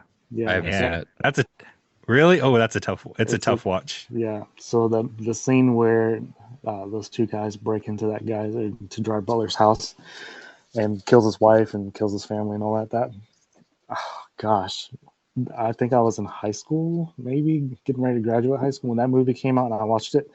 It changed my entire world because I'd lived kind of a sheltered life. Um, I had I was oblivious. I didn't know evil existed in the world, and then I saw that and I was like, dang, that can happen to anybody, you know. Um, so that kind of spiraled me into getting into guns, shooting shotguns, rifles when I turned 21, stuff like that, or rifles and pistols when I turned 21. Um, just the ability to protect myself and my family is probably what motivates me the most to become a better shooter. Knowing that when I have to draw that pistol, I can take that shot. I can make that shot if my family, if their life is dependent on it, if um, like a bystander or somebody who happens to be around us, if their life's dependent on it. That's what makes me a better shooter. That's my passion to become a better shooter, so that my community is safer. Because I mean, um, it's I don't want to say it's getting bad, but it's getting bad. Hickory's getting bad. Just like 3 weeks ago, some dude was at the Hickory Walmart with a machete, threatening little Girl Scouts and stuff like that. So Hickory is bad. Where we live is getting a little dicey. So that kind of fuels me to become a better shooter, to teach my friends, teach my family how to protect themselves, teach students how to protect themselves, and in turn, our community becomes safer. That's what drives me to become a better shooter, or better instructor. Also, My answer is a little bit less poetic. I got into guns and shooting because I like playing video games when I was a kid, and I liked action movies. But then you get a little bit more serious into it, and then you're like, oh, yep. okay. Guns are not like in movies and video games. They're Mm-hmm. much more difficult. They're much more technical. And then you start to enjoy the mechanics of it. You start to enjoy the technology behind it. You start to enjoy the technique and the skill that's required, and you kind of take it a step from there. Some people, they just stay at from the video game level to I bought my first gun and then I go to shooting range maybe 1 or 2 times a year. Some people stay there and they're okay staying there. But I'm kind of the type of personality where I get hooked on things, and then once I get a particular bug in me, I start taking that to its extreme, You and have that's an addictive personality.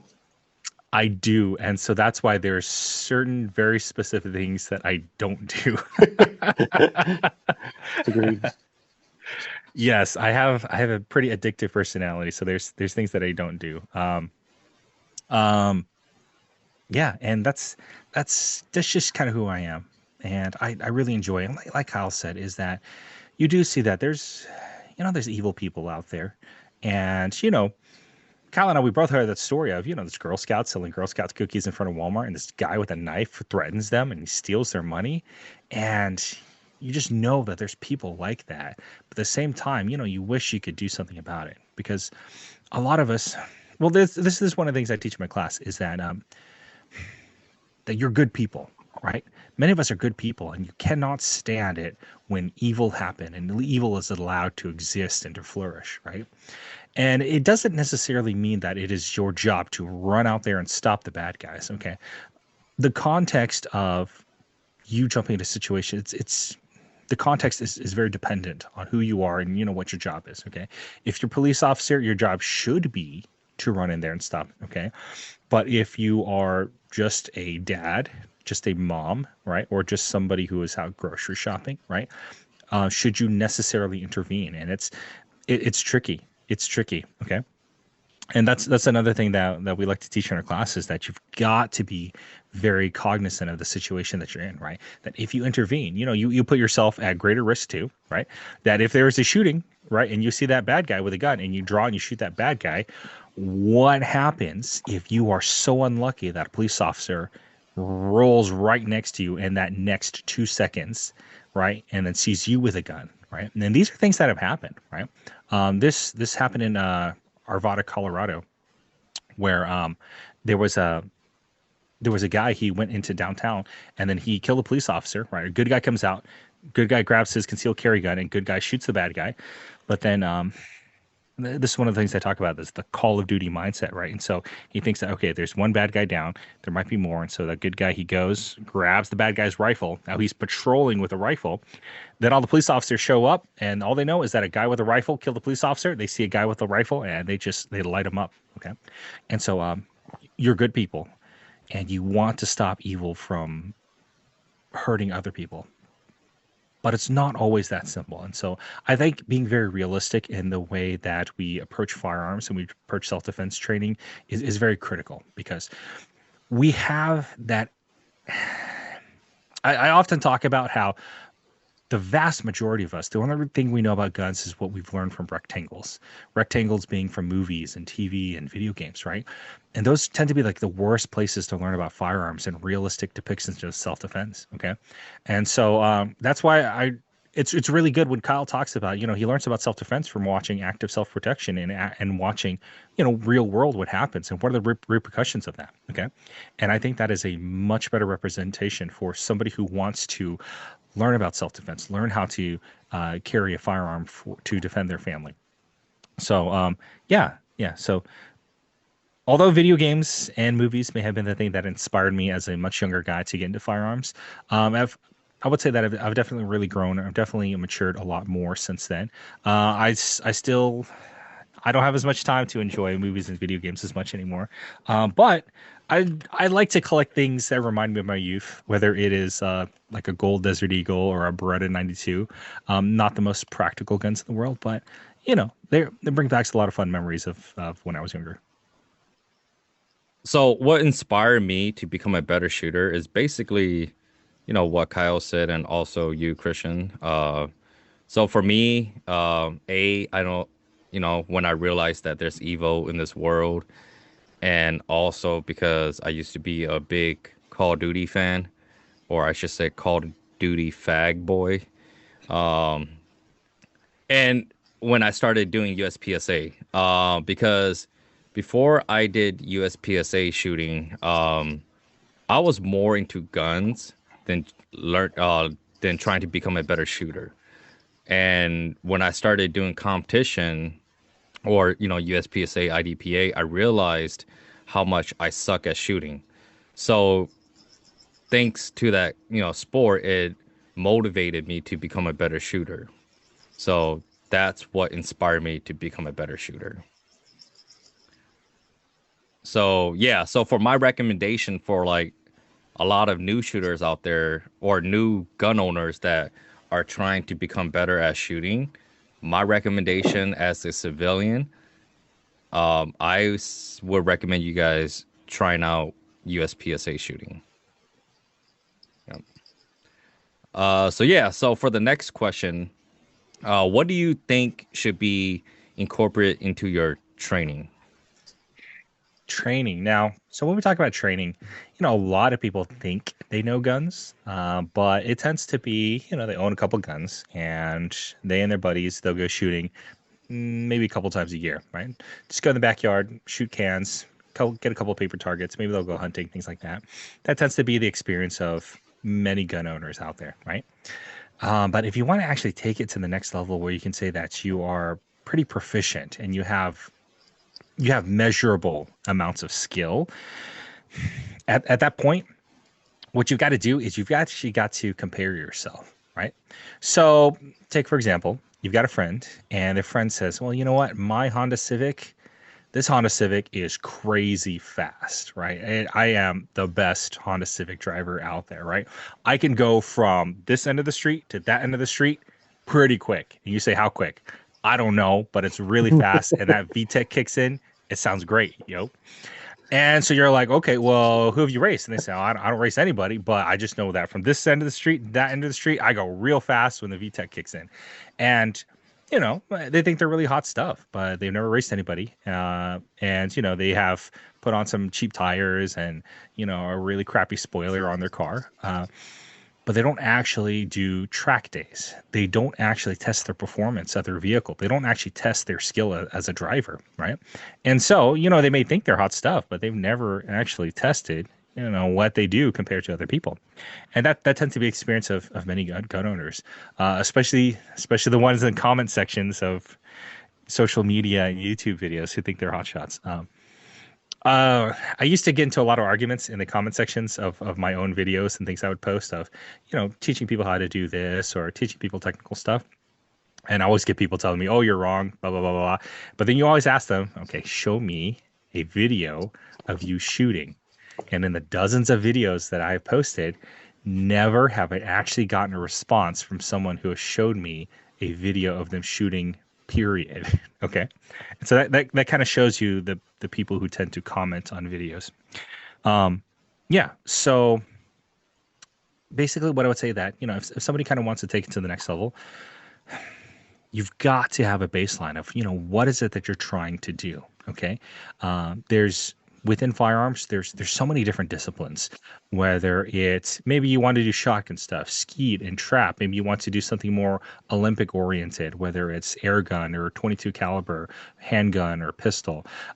Maybe you want to do action shooting where IDPA, USPSA. Maybe you just want to become better and more proficient with a firearm for your own personal self-defense and the defense of your family, right? And so all of those, you know, they're all good things. So what I would say is that kind of understand, you know, what is it that you want to do first, okay? And if you just want to get a good baseline, what I recommend is take a good class with some good instructors. That's always the tough part because, as Kyle and I can tell you, even Kue, you already know this, the bar for calling yourself an instructor is very low. Okay. Yeah. Anybody can call themselves an instructor. I was just a kid who got an NRA certification and I started teaching and I thought I was hot stuff. The bar for being an instructor is very, very low. Okay. But there's certain things to look for. I would say if Range Master is the program that Kyle and I come from. If somebody falls under that program, that's a very good program for somebody to have good fundamentals. I would say good fundamentals. Okay. What Range Master doesn't do is the Range Master doesn't do like more of the higher performance type of shooting, which is perfectly fine. Okay. It's perfectly fine. But if that's something that you're interested in, then yeah, you can take classes with people who are going to be more nationally recognized, whether it is okay, well, let me take a step back. There are people who are nationally recognized, but that doesn't necessarily mean that they are respected by the community. Take, for example, what's his name? Ronin guy. Scott. No, Tulam. Tulam. Not Scott. Scott's a good guy. Depends on who you ask. If you ask most people, they would say, yeah, Modern Samurai Project, pretty decent. If you ask Ben Steger hates on Scott Jedlinski pretty bad. And there's other high level shooters who hate on Scott Jedlinski, but not bad. Yeah, so I would say you got to. The thing tends to be that the biggest names in the gun space and social media, they tend to not be really well respected. Take, for example, Tim Kennedy. Tim Kennedy. Yeah, the Navy SEAL guy. He's not very well respected. Like I've seen videos of him shooting, and he does some pretty wonky things. He's done some pretty unsafe things, but he's very well known out there. His company is what is it, Sheepdog Response or something? Hmm. Yeah. Yeah, yeah. I wouldn't say take a Tim Kennedy class. I wouldn't say take a class from like the biggest names out there. We're talking about Such. Such, he teaches classes, and he notoriously had a video where he was teaching shooting over a vehicle, and he didn't Yeah. account for height over bore, and then he blew a Sent hole around through through a the coal. vehicle. Yeah. So, and he had another picture where his students, they're showing they're taking a class picture, and so like one of those students is holding a gun like this and pointing at someone's face.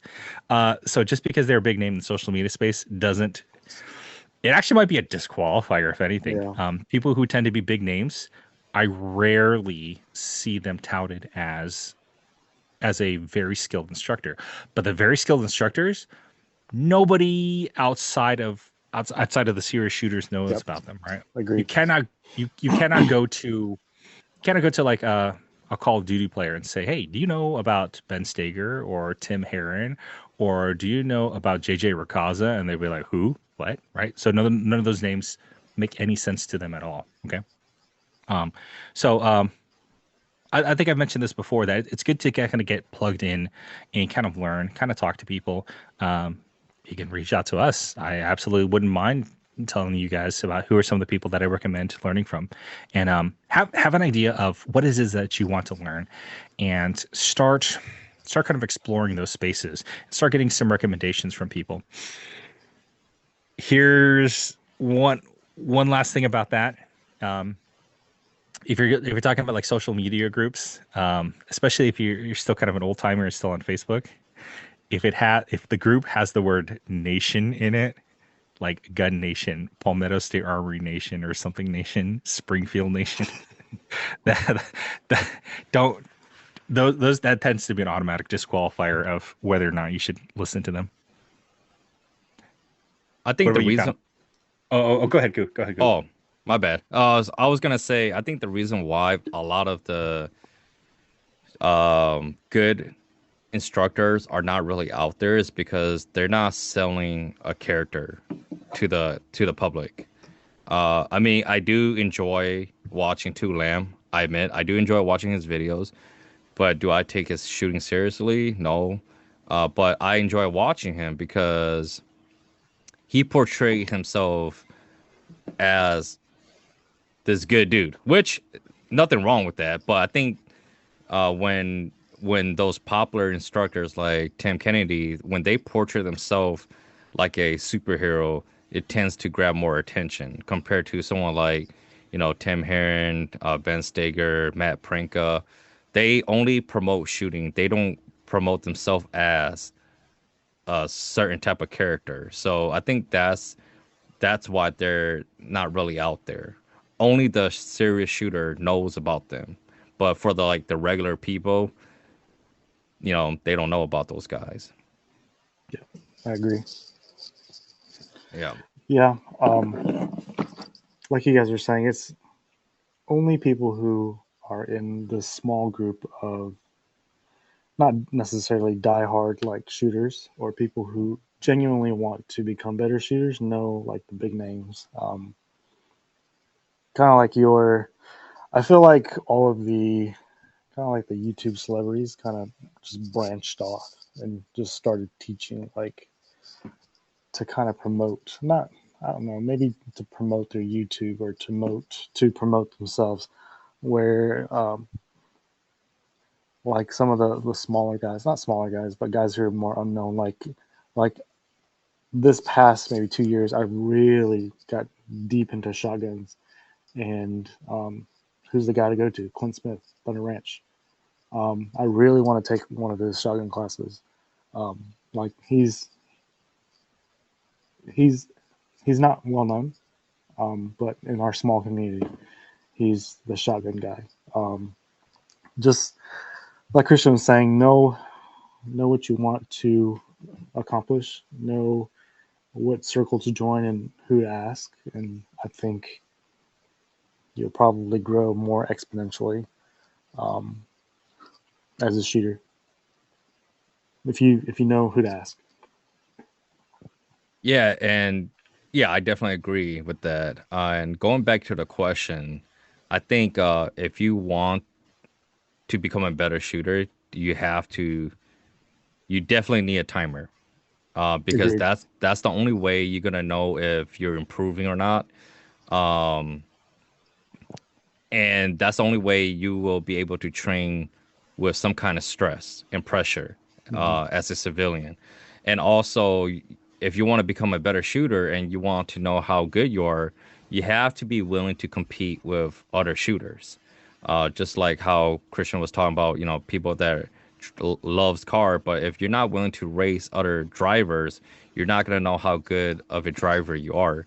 You may have a nice car, fast car, but if you don't actually put your skills to a test, you don't know how good you are. And you can't say that you're good if you haven't actually raced on a track. Mm-hmm. So being able to, like, having the heart to compete with others is a must, in my opinion, regardless whatever the topic is: shooting, driving, swimming, fighting. You have to be willing to go against other people. Mm-hmm. Yeah. So I'll tell you this short little story. The first time I ever competed with anybody was in the range master program. Um, so you shoot the same drill maybe 2 or 3 times in the class, and um, Tom Gibbons, he'll say, "Okay, everybody's shooting this individually," and that puts all the pressure on you. All the instructors are looking at you. All the students are looking at you. You're going off the timer, and um, that just puts all the stress on you. But I think when you get out of your comfort zone, that's when you grow. Um, like taking a class, getting out of your comfort zone, that's when you grow.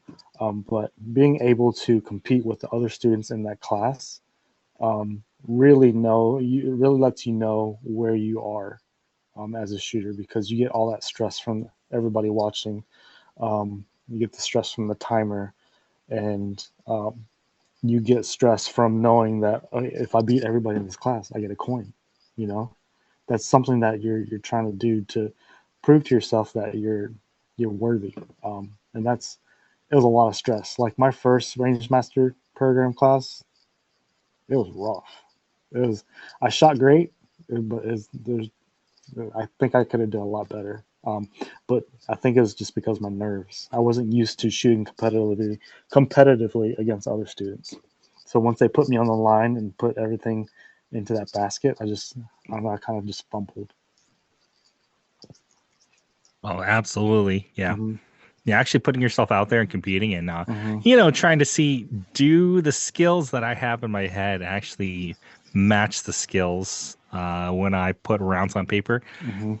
I think more people need to do that. Yeah. Yeah, a lot Then we'd of have yep, less YouTube comments. Yeah. yeah, because a lot of people tend to just compete with their own little circle, group Hmm. of friends, and when they're the best one in their group, they think that they're hot shit. Hmm. So um, Me, guilty. same here, Yeah. man. Same here. I thought I was the shit because I was hitting the same hole. That's what she said. Hitting the same hole 90% of the time. So I thought that I Yeah. was the shit. And then I That's started the same way. competing and I realized how much I suck and it Hmm. humbled me right away. Hmm. And after I got humble, um, I stopped thinking that I was the shit. And then when I Hmm. stopped thinking that I was the shit, that's when I started learning and got better. Hmm. Yeah. So if I haven't started competing, I probably still think that would be the shit. Well, you are Yeah. the shit, so No, no, no, no. I yeah. Just spinning off of you, just like, yeah. yeah, I thought I was hot shit, and then you put me on the line with 25 instructors from across the nation. You know, it puts you in perspective. You know, Yeah. Hmm. and then Hmm. that first time I took range masters, like, damn, these guys can shoot. I really need to up my game, up my mental game. And there was only a month between instructor and advanced. So Christian can tell you that that month leading up to advanced instructor, God, I put like thousands and thousands of rounds downrange. I was always at the range. I barely saw my wife and kid because I was just I wanted that not to gain everything, but I wanted that um, Top Gun. It competitive drives you to greatness, and I think that's what kind of kind of drove me to shoot as well as I did during my advanced course. So, And you got oh, it. yep. You were Got gonna it. say? Sure did. Right Hey, there. Nice, nice. Congrats, man. you put in the work and you got it. Yeah, it was tough. It was a lot of work. So, next question. Do you guys think dry fire will benefit your skill growth, and how do you set your dry fire session? Okay, I'll go first for this one. So, a couple years ago, Christian 3D printed this thing. I don't know if Christian has made version 2, but this is kind of looks like this little plug that goes into a pack timer. So it kind of cuts down the sound of the beep Hmm. by 75%. It makes it tolerable indoors. So that's how I set up my dry fire. And then usually when I'm dry firing, I will draw from the holster and I'll set the par time for like 1.2, 1.3 seconds. And Christian also gave me, where is it at? There it is. This little, kind of like this little laser thing that goes into the chamber of your 9mm gun. And it activates every time you hit the trigger. So basically, you get real time of where you're hitting on the target, and you're getting your draw, you're getting your buzzer. Um, I don't know if you guys can see, but that's how I have my kind of dry fire setup. So it's a just that um, A zone target, and then that smaller A zone target to kind of simulate further distances without having to set it up at a further distance.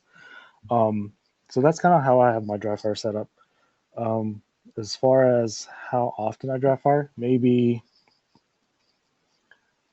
15 minutes a day, 30 if I'm lucky. Because I'm one of those type of people who, if I don't know if it's ADHD or, but if I do something for so long, my mind just starts kind of wandering and I lose focus. And then what I'm doing is not helping me anymore. So about 15 to 30 minutes is, I feel like, the most that my mind can handle doing one thing over and over and over and over. Um, so yeah, I'm mainly just working on draw, trigger press, and then just watching where this dot hits. No, I agree with you there. I get diminishing returns after about like 30, 45 minutes. Mm-hmm. I'm not really learning anything anymore. And a lot of times I'm just kind of tiring myself out. Yeah, I agree. But yes, I think dry fire is very beneficial. Mhm. Very, very, very Cool. much so. Cool. What's your dry fire routine? What are Uh, you doing? let's see. If I want to be 100% honest, I don't really dry Hmm. fire, Same. and not Guilty. not because I don't want to. I do want to dry fire, but my schedule as a father, father that have to take their kids to their activities after school, like almost every day. I'm pretty busy, so that shouldn't be an excuse, but that is my excuse. It's understandable. But when I do dry fire, just like you, Kyle, I mainly focus just on the basic stuff. Because I admit I don't know what to really work on beside the basic. And yes, I do understand that there's programs out there that teach you how to dry fire and stuff like that. But unfortunately, the reason why I'm not paying for any subscriptions, because not because I don't want to, is because I know that even if I pay for it, I'm not going to use it as much just because of my busy schedule. Mm, Same goes with the HVR, man. I don't remember the last time I played it, dude. I think it was like a month. And I'm Same. still paying for the subscription. So, I know, right? yeah. I mean, but when I do get a chance to dry fire, yes, I mainly practice on my draw, my sight picture, my transition, and my movement. But and I only dry fire for like 5 to 10 minutes, to be honest. Mm. Because when I dry fire, I push it hard. I don't. I push it as if I'm shooting a real gun. Yep. And when I push myself to the limit while dry firing, within 5 to 10 minutes, my hands are sore. Oh. I'm fatigued, and I think that's good enough. Is that good Mhm. enough for other people's standard? Maybe not, but for me, it's good enough. Yeah. Yeah. And that's a good thing that you were saying there also. When you're dry firing, put 100% effort Yep. into it. Don't just, lollygag and just pull the trigger. Treat it as if you were on the range, because that's going to benefit you a lot more than just like not wasting time, but Yep. wasting time. Yep. Hmm. Yeah, I feel like Absolutely. it's more about the quality than the The uh length. the length of your Hmm. dry fire. Yeah. Hmm. Anything else you guys want to add on about dry fire? No, one of the things I would add on is that the problem with dry fire is that you have to know how to dry fire correctly. Hmm. Hmm. Otherwise, you're going to just build bad habits, right? Yep. And this is something I was very guilty of. So when I was trying to learn my sub 2 second build drill, right? So I was just grabbing the gun, right, and I was grabbing it and just slinging it out and just trying to crank that trigger as quickly as I could. Okay. And so one of the problems is that I was neglecting the quality of that grip, right? So I was very inconsistent with the grip, um, and I was very inconsistent with the grip pressure because I didn't understand grip pressure. I didn't understand about the grip, and I wasn't being honest about where my hits were, right? And so I think one of the things that Tim Herron's he's really big on is shot calling, right? That when I press that trigger, can I actually tell, where did my shot actually land, right? Even in dry fire. And so I keep talking about Ace VR. And so in Ace, one of the cool things is that when you're playing it, it'll tell you where your hits were, right? And that's so incredibly frustrating that a gun with zero recoil, how am I missing? Okay. How am I missing with a gun with zero recoil? And the answer is that you got really bad grip. Okay, your grip's not consistent, and you're not paying attention to you're not paying attention to your target and your in the relation to your sights. I mentioned before that playing way too much of this, that I became 100% target focus, and I pretty much disregarded the sights on the gun completely. So it took me in the wrong direction. That's not to say that dry fire is bad. That's to say that I was dry firing incorrectly. Okay. So I would say that if you're going to, number one, if you're going to improve your skill, you must dry fire. Well, unless you just have an obscene amount of money in a private gun range, you don't have to. But if you're like the rest of us who have to work every day, dry firing is the cheapest way to get really good. Pretty much every high ranking shooter will tell you to dry fire, okay? Because dry firing is free, okay? But what's very important is that you dry fire properly. Okay. Kue mentioned that as you're dry firing, as you start seriously dry firing, your hand should hurt. And I truly believe that your hand should hurt because you really need to crush that gun, right? And when I started really getting to Ace, you guys can see how nasty this is, right? This is from wearing chalk and just sweat and dead skin. Your gun should get nasty like that. You're gonna start building calluses. I have gun calluses, which is the weirdest thing. But I have gun calluses. I have a callus right here. I have a callus right here. I have a callus for just gripping this gun so hard, right? And as I got into it, my hands hurt, right? Because I was pulling it out, and then I started learning about my grip, and I started understanding how I needed to apply tension in order to make those shots. So that's the reason I really like Ace. Here's kind of the interesting thing. Take, for example, Blong, right? So Blong is this guy that Kue and I know, and we shot with him a couple times in Ace. He's really good at Ace, okay? He's better than me. He's better than Kue at Ace, okay? But guess what? Kue is a much better shooter than the both of us, okay? So although you may be really good at ace, that makes you really good at ace. Okay, unless you know how to translate those skills, somebody who's a good shooter, they're going to remain a much better shooter. So, yeah, I would say with dry fire, you've got to kind of balance it. Typically, what it's said is that you build your skills with dry fire, but you confirm it with live fire. Okay. And I believe that's very much true. That's definitely kind of the balance you have to do. That those skills that I practice with dry fire, do they actually translate into what I can actually do with the actual gun itself? So there's a bit of balance there. Those are some of my thoughts on dry fire. Agree, 100%. Kue, All why are right. you so bad at ace? So You're a way better shooter than me. Why are you so bad at ace? I don't know. I'm gonna have to disagree with both of them, but here's the no. Well, I agree with Ace, but I think if I want to be honest, I think you're a better shooter than me. But why do I suck at Ace? Here's my opinion, and this is just my opinion. I'm not saying that this will apply to everyone. So the reason why I suck at Ace is because I'm using the Meta 2 quest, so the quality is not that good. It's kind of blurry. So it's kind of hard to like focus and get that nice sight picture on the target.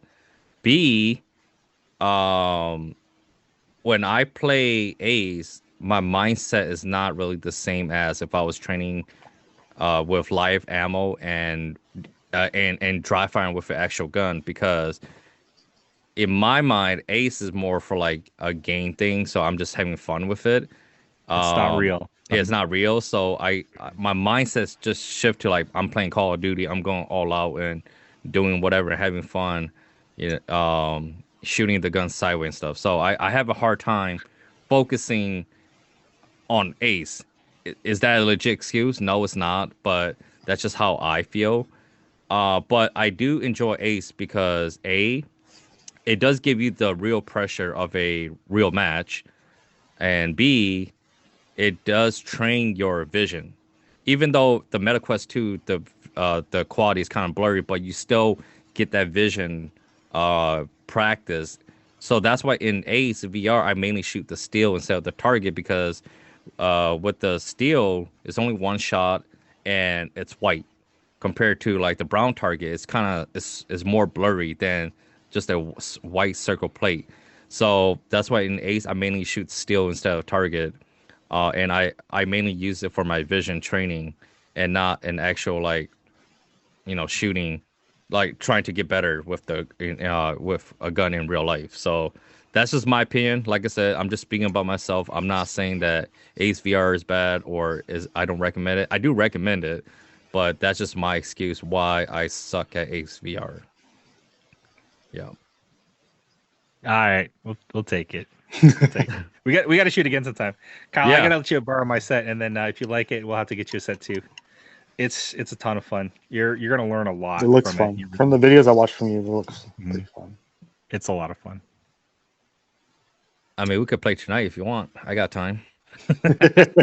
I don't, unfortunately. I might actually play tonight since I got time after this podcast. But yeah, let's move on to the next question. So this is actually the last question. What would you guys recommend people to do to get the most out of their training? What would I Go for it, Kyle. recommend? I would recommend having an agenda, having a goal, having a specific goal. Um, up until like when I met Christian, maybe 6 or 7 years ago, I was just wasting ammo. I was just going to the range and just blowing away money as fast as I could. Never really accomplished anything. Just was making loud noise or expensive noise. Um, it wasn't until I met Christian and then started doing classes and started focusing on one thing that I kind of took me to the next level. And what kind of brought me there was like the realization when I first met Christian, I was still riding motorcycles, and we were kind of riding on racetracks, doing track days and stuff like that. And how I kind of approached that was, tackling one corner at a time, one section at a time, perfecting that corner and taking that corner the best I could, and then linking that to the next corner, working on that corner. And then I took that into consideration with guns. I was like, why don't I do that? Why don't I work on one thing, try to perfect it, work on another thing, try to perfect it. That way I'm not wasting ammo, wasting my time every time I go to the range. So, like a typical range day for me is maybe 200 rounds, 100 rounds. Like I'll start off with like a range master drill to kind of warm up, and then I'll work on draw for the rest of the my time I have, or I'll work on like recoil, or work on my sight picture. So just having an agenda, having a goal of what you want to accomplish in that amount of time that you're at the range for, I think is super beneficial, and you're not wasting money. You're not wasting your time. I agree. Because when I first got into shooting, I just went to the range and do bullseye shooting Mm-hmm. all day. And, you know, what does that really benefit you? Nothing beside being good at shooting slow. So I didn't know what I was doing until I started doing USPSA shooting because I realized how much I suck. And after doing USPSA, I know what to work on now. So before I go to the range, which I don't really go to a range, but if I do, I will write down a list of what I need to work on. Mm-hmm. And usually a range session is about 300 rounds. That's it. Compared to back when I got to shooting and I was shooting for fun, I would fire like 5 to 1,000 rounds Yep. for nothing. Mm-hmm. Baller. Just trying to. Hey, back then it was cheap. Back It in was. Back then it was cheap. So I would just waste. Wait. You work for Federal. You get super huge discounts in ammo. Well, What are you talking about? now I work at Federal, but I'm talking about back then. So now I actually pay for way less than back in 2018. But back in 2018, you could buy 1,000 round for $200, no tax, free shipping. Back then, there was no tax so on Mm-hmm. ammo, or was that 2017? I think it was Gosh, 2016. I was ordering ammo for about 9 mil for about 15 cents a round for steel case, and I would just Mm-hmm. get tons and tons of Tula Yeah. for 15 cents a round. Did you Those pay days for are gone. tax? Did you pay tax? Nah, I got deals for like free shipping. I mean, tax is only a couple cents, but I got free shipping. I remember when I was buying from Grab a Gun, I didn't have to pay tax and I didn't pay for shipping. So I paid like a flat $200 rate on ammo, or maybe 220, I don't know, around there. And that's how I was able to shoot like 1,000 round per range session. And it was just a waste of money, waste of time. Mm-hmm.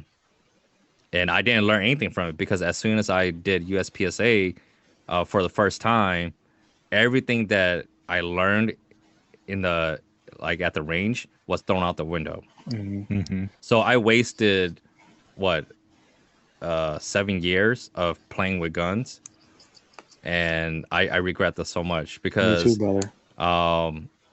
at a match we shoot about like a regular local match you shoot about 60 rounds to under 20 rounds, and you only shoot for like maybe 2 minute total for all your stages, 2 minute total, or maybe less, and you will learn way more, way faster compared to as if you just go to a range and shoot for fun Mm-hmm. and try to shoot the bullseye all day. Mm-hmm. So that's why I'm really big into competition. That's why my recommendation for people is to always go compete.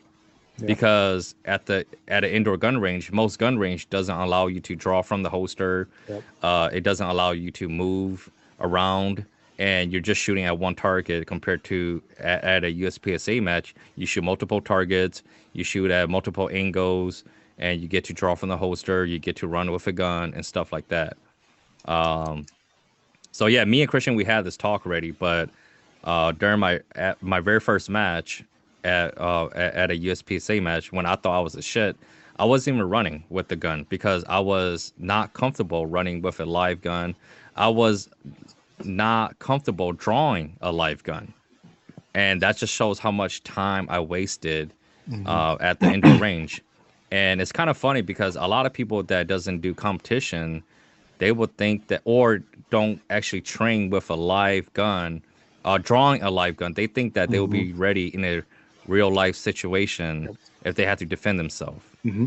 Because drawing a live gun is much is a different feeling compared to drawing an empty gun. Hmm. You know what I mean? So that's why I always tell people to go and compete, whether you're ready or not, because you're not going to be ready and you're going to suck. But Hmm. once you realize that you suck, that's when you will know what to work on. Yep. Yeah. One of my best friends, I'm gonna put him on blast right now. His name is Tim. You know him, Christian. He carries empty chamber. I've been trying to push him for years. Still, Yeah, I've been still. trying to push him for years to carry like loaded. He just something in his mind. Like he took that pistol. Mm-hmm. Did he take pistol with me? Mm-hmm. Yeah, he did take pistol class with me. He drew fine. He was drawing from the holster fine with the live round, and for some reason he's gone back to empty chamber. But We're gonna have to fix him. yeah, We're also gonna have to. We're also have to fix Koo. yeah. Oh, I'm working on Damn. Koo. He might as well not. He might as well not carry a clip in his gun. Koo, you ain't carrying any gun. Oh, Hey, but at least I'm willing to carry one in the chamber. yeah. It don't Yeah. matter when the chamber's at home. Like I was thinking just now, like back then when I was shooting, I didn't even bring a holster to go shoot. I was just bringing the gun, Mm-hmm. like 400 or 500 rounds, and I'd be Yep. done in like an hour. Yeah. 400 or 500 rounds in an hour. That's just expensive noise, and I can make 200 rounds last 4 or 5 hours now. You know, Mm-hmm. they're just context and an agenda. Yep. Absolutely. Yeah. Absolutely. What about you, Christian? What do you think? What was the question again? What would you recommend people to do to get the most out of their training? Have a plan. I would say have a plan. Have a goal in mind. You know, Yeah. what are you trying to do? Have a benchmark. You know, it's okay to go with your friends, go to the range, and make some noise, shoot a couple of bottles, things like that. But if you actually legitimately want to get better, have a plan and actually know what you're trying to achieve. Because a lot of us, we get a little overconfident because I got pretty good at shooting a beer can at 5 yards, 10 yards. Okay. But what does that actually translate to? That only translates to shooting a beer can slowly at 10 yards. That's the only thing it really translates to. Okay. So I would say that it's always a good idea to kind of seek advice from people who actually really know what they're talking about. Now, that's always kind of the tricky part, okay? Because a lot of us know people who do have a background in firearms, whether it's as an instructor or military or police, and they are full of institutional knowledge, old, bad institutional knowledge. Okay, so it's hard to separate. Where do you get that good instruction from? And that's tricky. Okay, that's why it's good to plug in with communities, especially local communities, where you can talk to people and try to get a better idea of who has a higher standing in terms of training around you. It's not always a guarantee, but it's a good place to start. Other thing, like I said, is like who said, if you actually go to like competitions are where the shooters are at. Okay, if you want to actually look at the people who actually know how to shoot, they're competing, right? Because on that competition stage, there's really only one thing that really matters, is that how well do you actually know how to shoot, and let's prove that. Okay, but if you're taking classes with like the local cop, sometimes it could be that it's just kind of his ego, and it's just based on things that he learned many decades ago, right? And it may not be the best thing. Okay, or you may be a really good shooter, Mhm. right? You never really know. I've known some cops who are excellent shooters. I've known some cops who are not the best, right? It varies wildly. Okay, having a military law enforcement background, that does not necessarily guarantee skill with firearms. Yeah, yeah, have a plan, and kind of plug into shooting communities, and I think that's a good place to start. I think it is. I'm gonna go off on what Christian was saying about taking classes. If you go to a class, be a sponge. Try to Mm-hmm. absorb all the information you Mm-hmm. can. Even though, I mean, we've all taken classes where the instructor wasn't that great, but you can still learn from those instructors. You can still pick and choose what you want to incorporate into your training. But go as a sponge. Try to learn as much as you can. Be humble. Um, just because every almost every class we teach, there's always that one guy. Always that one guy we have to kind of keep an eye on. Um, that's kind of thinks he knows it all, but doesn't really know it all. So my biggest thing is go as a sponge, be humble, be willing to learn, take notes, pick and choose what you want to incorporate, and have fun. Because this is what it's all about, right? Having fun. Mm-hmm. Mm-hmm. Agree. This is a whole different topic, but you know what makes me cringe? I I cringe when I have Hmong people in the comments calling me the Hmong John Wick. And I get it, it's a compliment, but the reason why I cringe is because like damn bro, if you only know John about the Wick. people. Well, John Wick is good. Don't get me wrong. I love John Wick. I'm a big fan of Mm-hmm. John Wick. But if you Mm-hmm. only know the people I shoot with, like how good they are, how much better Mm-hmm. they are than me, Mm-hmm. you will not call me John Wick. And the fact that you call me the Hmong John Wick just shows that you don't know what you don't know. And I tend to delete those comments because I get embarrassed because I don't want like these good shooters uh to come and look at my videos and they read my comments, be like, why they loving this guy so much? This guy is not even that good. I mean, which is that's the honest truth. I honestly don't think that I'm that good. I'm a B class shooter. Technically, I would say I am an A class shooter, but I just can't get A class because I suck at classifier. But like I get embarrassed when people compliment me, well, put me at that standard, like, oh man, you're so good, you're the best. Like, dude, you just don't know. And that's why I push competition so hard into the Hmong community Mm-hmm. because I know that Hmong people love guns, but and Minnesota has the biggest Hmong population, from my understanding. And you don't see any Hmong, you barely see any Hmong people at these matches. And I want to educate our community that, bro, if you guys want to get better, you guys gotta go and compete because a lot of Hmong people, if you guys go into like a lot of Hmong firearms groups, they will think that they're the shit.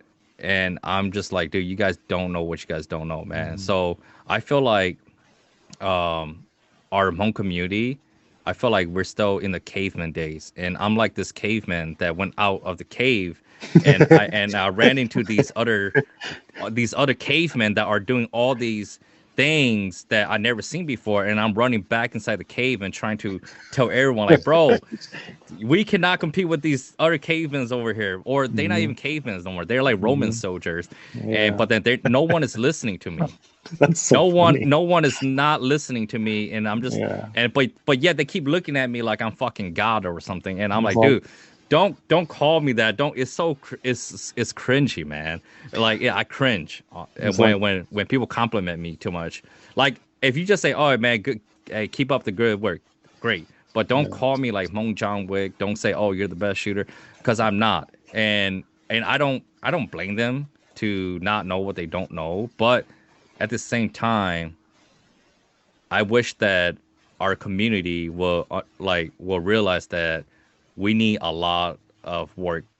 We need a lot more training in our community. Yeah. So I know that was way off topic, but I just have to mention that since we're all Hmong here. No, that was really good. Yeah. Yeah, I agree. Our Hmong community, I feel like we don't take firearms as seriously as other people do. Um, just because they don't know what they don't know. Yeah. Like you were saying, because I know if I stepped into the competition world, I would suck, but I would get addicted, and it would just drive me to just keep going. And I feel like a lot of people in our Hmong community would probably have the same feeling if they would just take that leap of faith. You know, Yeah. just try it. Just try it once and then see where it takes you. If you don't like it, it's cool. You tried. But if you do like it and it takes you to the next level, great. That's awesome. You know? So it's just I think it's that taking that first leap. I'm trying to take my first leap. I'm gonna do competition. Um, but yeah, I think it's just trying to get those people out there with us Hmm. shooting um, to kind of get the ball rolling. I think the issue with our community is that we're really slow at adapting to new things. And Mhm. that's just not guns, but just life in Everything. general. Yep. We tend to just focus on things that uh, relate more to our own community. Hmm. So, for example, I know that a lot of Hmong artists wants to make it mainstream, which they should. There's a lot of great Hmong artists that want to make it to the mainstream with the white and black people, but they only rap or sing in Hmong. So how do you expect to be into the mainstream or make it to mainstream when you're not willing to do music in English or outside of your comfort zone? And that goes with the gun community, where in the gun community, the gun in the home community is that a lot of us we're not willing to go out there and compete with other race. So when we see a Hmong brother or Hmong sister that actually go and compete, we think that they're the best in our community when they're not the best. They may be the best in our community, but if you compare them to with the other race, they're like nothing. And so that's why, like, I just have to bring that up. Why that make me cringe so much? Because if these white dudes that I shoot with, they see those comments, they'd be like, "Bro, what the hell is wrong with you're the best in your community." Like, damn, bro, that's embarrassing. So that's why I don't like it when people like my own people give me those kind of compliments. I don't like it. Hmm. It's too much to carry on my shoulder, and I don't deserve to carry that title or that those compliments because I know that I'm not even that good. I'm not saying that I'm not good. I'm not saying that. But to compare myself with these dudes that I shoot with like weekly, don't say that. You know what I mean? So yeah, I just had to throw that out since we're talking about training and stuff. Do you think it's the like being comfortable, What do you mean being comfortable? like sticking to what you know, being comfortable? Oh, I bought a gun. I know how to shoot it. I'm good. Or not stepping out of the comfort zone because you're comfortable with where you are and not wanting to push yourself to the next level. Yes, I Yeah. agree with that. And here's why I say that because I know that a lot of Hmong people don't, not all Hmong people agree with this, but take the flag football team as an example. Hmm. They only allow maybe one or One two or two other race. non-Hmong person Yep. because their excuse is because they're too tall and too tall. But how do you expect to play in the NFL or the NBA when you're self-doubting yourself already, going against other race? Yes, Asian people are tend to be smaller and shorter, but that shouldn't be an excuse to go against other race that are much taller and bigger than we are. Because if you want to be the best or you want to be up to that level, you have to go against anyone. And that goes back to what we were talking about, competition in general. You have to be willing to compete with anyone if you want to become better. But if all you do is compete with your own kind or your own little group of friends, you will not know how much you suck. And you will never be humble. Well, you will never become humble because you think you're hot shit. So, so yeah. So yes, I think it is because I think it's because we're too comfortable in our own community, Hmm. and we don't feel the need to step out. Yeah. Whole different topic. But It's yeah, cool. yeah, but training related. Hmm. And yeah, so that's why it's so rare to see any Hmong people in the shooting community, Hmm. in the competition world. There's a lot of other Asian out there, but and there's, I think, yeah, there's 300,000. The population in Minnesota is probably 300,000 or plus Hmong people in Minnesota, but yet there's only me, my buddy Tony, Fucha, Third, only four of us that compete regularly in Minnesota. Hmm. Um, and then for your guys' state, now that I'm aware of you, Christian, and you, Kyle, if you're gonna start going, and Hmm. Tang, you know what I mean? And then I find some Hmong brothers in Utah. I don't know how many of there are, but maybe only like 4 or 5 of them. And California, maybe I'm aware of like just two or four of them. Hmm. You know, it should not be an excuse to not see more Hmong people, to not see Hmong people in the competition world, or serious gun training world. Hmm. Whether it's tactical or competition, there should be more Hmong people uh, that are involved in this gun world, because we're so into guns. We love guns. Every Hmong family I know own guns. At least, Everybody yeah, hunts. yeah. Everybody Yeah. hunts. You know, and there should be no excuse for us to Yeah. not take gun training seriously. Hmm. So yeah. So that's why I push competition so hard in our community, and I try to bring more awareness of competition shooting to the Hmong community. Yeah. So that's just my rant right there. What do you guys think? What do you guys think about that? I agree. No, 100%. yeah, I agree with you too. Hmm. And that's why I want to do something about it. So I'm trying to Hmm. get more people serious about shooting. It's hard though. Yeah, because almost every Hmong person that I know has, in Minnesota, we call it permit to carry. I know the other Mhm. state called CCW. A lot of Hmong people I know has a permit to carry. A lot Hmm. of Hmong people, and Hmong people got money. Let's be honest with that. Hmong people got Yeah. money. Hmong people, a lot of these Hmong dudes that I know, they got some straight up Gucci ass gun. Nothing wrong with that, but that means they got money, so they should have money to go and train, but they choose not to. For me, I train, but I shoot a Glock. You know what I mean? I actually use budget stuff, and that's why I'm trying to bring awareness that, hey, man, there you could do so much.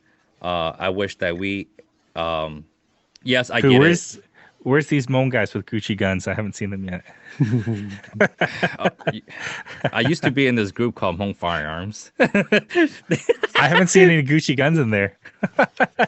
I I've don't only know, man. seen some. I've Okay, seen some decent guns with really jank optic setups. okay. So maybe the Gucci. Okay, how about this? Gucci. When I say Gucci, I'm talking about like high-end optics. Yes, I do see a lot of people with high-end guns with like some stupid optics on it, but I do see a lot of Hmong people with high-end optics, like night vision optics and um, stuff like that. But the question is, are they actually putting to work? And some claim they do, which I'm not doubting them. And I do see some of them posting videos of their shooting, but I'm not trying to sound like a dick or sound cocky or anything, but like, damn, bro, like you don't know what you don't know, man. Like you don't realize how much you could learn from competition shooting. But then their excuse will be like, well, it's because I'm more into tactical shooting. And in my opinion, it shouldn't matter if you're into tactical stuff or competition stuff, because at the end of the day, shooting is shooting. And if you're good at shooting, imagine how good you will be at doing tactics. Because in my opinion, in order for you to be good at tactics, you have to be good at shooting. Like Matt Prinka said, he said that he got asked, "Have you ever thought about teaching See, CQB to civilians?" And he was like, "I'm not really interested Okay, don't quote this, because he probably didn't say exactly what I'm saying, but he said something like this. He said, "Probably not, But if I do teach civilian CQB, they have to pass a shooting test first. They have to show me that they can actually shoot first, because what is the point of teach? He didn't say this, but this is what he meant. What is the point of teaching them CQB when they can't shoot? Because in my opinion, anyone can learn CQB and stuff, because it's just movement. It's just like leaning and stuff like that, which we do that in competition also. Yes, we probably do it more sloppier or more recklessly, but at the end of the day, leaning is leaning, movement is movement. No, being aware of surrounding is the same thing, but it comes down to the shooting part. Can you actually shoot fast and under pressure while moving? Which most tactical guys that I'm aware of, they cannot. They can move and stuff, but they can't really shoot because they're not really focusing on the shooting part. And so I feel like if they actually do apply live ammo into their CQB training, accident could happen, because they might miss or something. Because the reason why I'm saying that, because I see a lot of tactical guys that come out and shoot competition match and they suck. And I'm not saying that in a bad way. I'm glad that they came out to participate in competition match, but it just shows you that a lot of tactical training will not make you a good shooter. Competition shooting will make you a good shooter, and then once you become a good shooter, doing tactical stuff should be a breeze. I mean, I did a few CQB training for fun back in the days, and it was easy. It doesn't take much skills to like move your gun around, holding your gun up, making sure that you don't flag your friend or whatever. But the hard part is the shooting part, and most people don't actually focus on that. So I think that's the main reason why our community. That's why it goes back to what I was saying. Our community, we're not willing to adapt. We're not willing to adapt. We tend to just we're slow at adapting pretty much. Like our mindset is still like the old school shooter, front sight focus, slow shooting, bullseye shooting.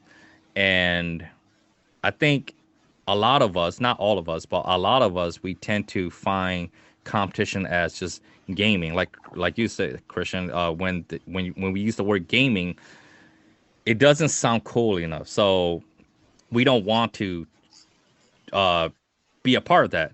But a lot of people don't realize, not just the home community, but a lot of people don't realize that everything is gaming. Everything you do in life is gaming. You parking the car is a game. Doing 90, parking your garage is a game. I mean, if you fuck up and you hit your garage, you fail. Defending your life is a game. It's about who survived. Everything is a game. Just that you don't get no reset. You don't get to reset. That's it. But it's still a game at the end of the day. And I just wish that our Hmong community realize that and understand that, so that way we could see more Hmong people in the shooting world. I'm not talking about the gun world. We are in the gun world, but we're not in the shooting world. So that's why I cringe when they call me the Hmong John Wick or like the best or whatever. I'm just like, bro, don't say that, man. It's embarrassing. Now, if I was like a GM, yeah, you could call me the best. I would be, hell yeah, I'm the fucking shit. But I'm not. I'm not. I told Christian this already. To be honest, I don't think I'm humble, but I'm honest. You know what I mean? Because if I'm good at something, I'm gonna say I'm good. If I think I'm the shit, I'm gonna tell you straight up that dude, fuck you, I'm the shit. but I'm not though. So I'm just being honest, and I just wish that I would see more Hmong people take firearm training more seriously. Damn, that's the most I ever talk in a podcast, bro. That was good. It's good to hear your opinions. Yeah. All right. That's all I have to say for now. But all right, man. So pretty much that's all the question. Sorry for that rant that I did. But yeah, man. So I guess we could wrap this up. So for the viewers, where can they find you two? Kyle, you can start. You can find us on mountaintribedevelopment.com or is it .org? .com. .com. mountaintribedevelopment.com. You can find me on Instagram. It's just my name spelled backwards. But yeah, that's where you can find me. I'm not really that active on social media, but if you send me a message, ask about something, I'll be more than welcome to try to help you out. Yep. And then, you can also go to our site, mountaintribedevelopment.com for me, and then find me on social media, Facebook, Instagram, under Instructor Khang. All right. I will put your guys' information in the description. So yeah, man. That's all the time we have. So I appreciate you guys, taking your time to come and talk Absolutely. with me. So yeah. It was a All pleasure. It right. was a lot of fun. Yeah, it Learned a was lot. definitely. Yeah. All right, you guys have a good night. All And right. Take I'm it easy. gonna stop recording right now.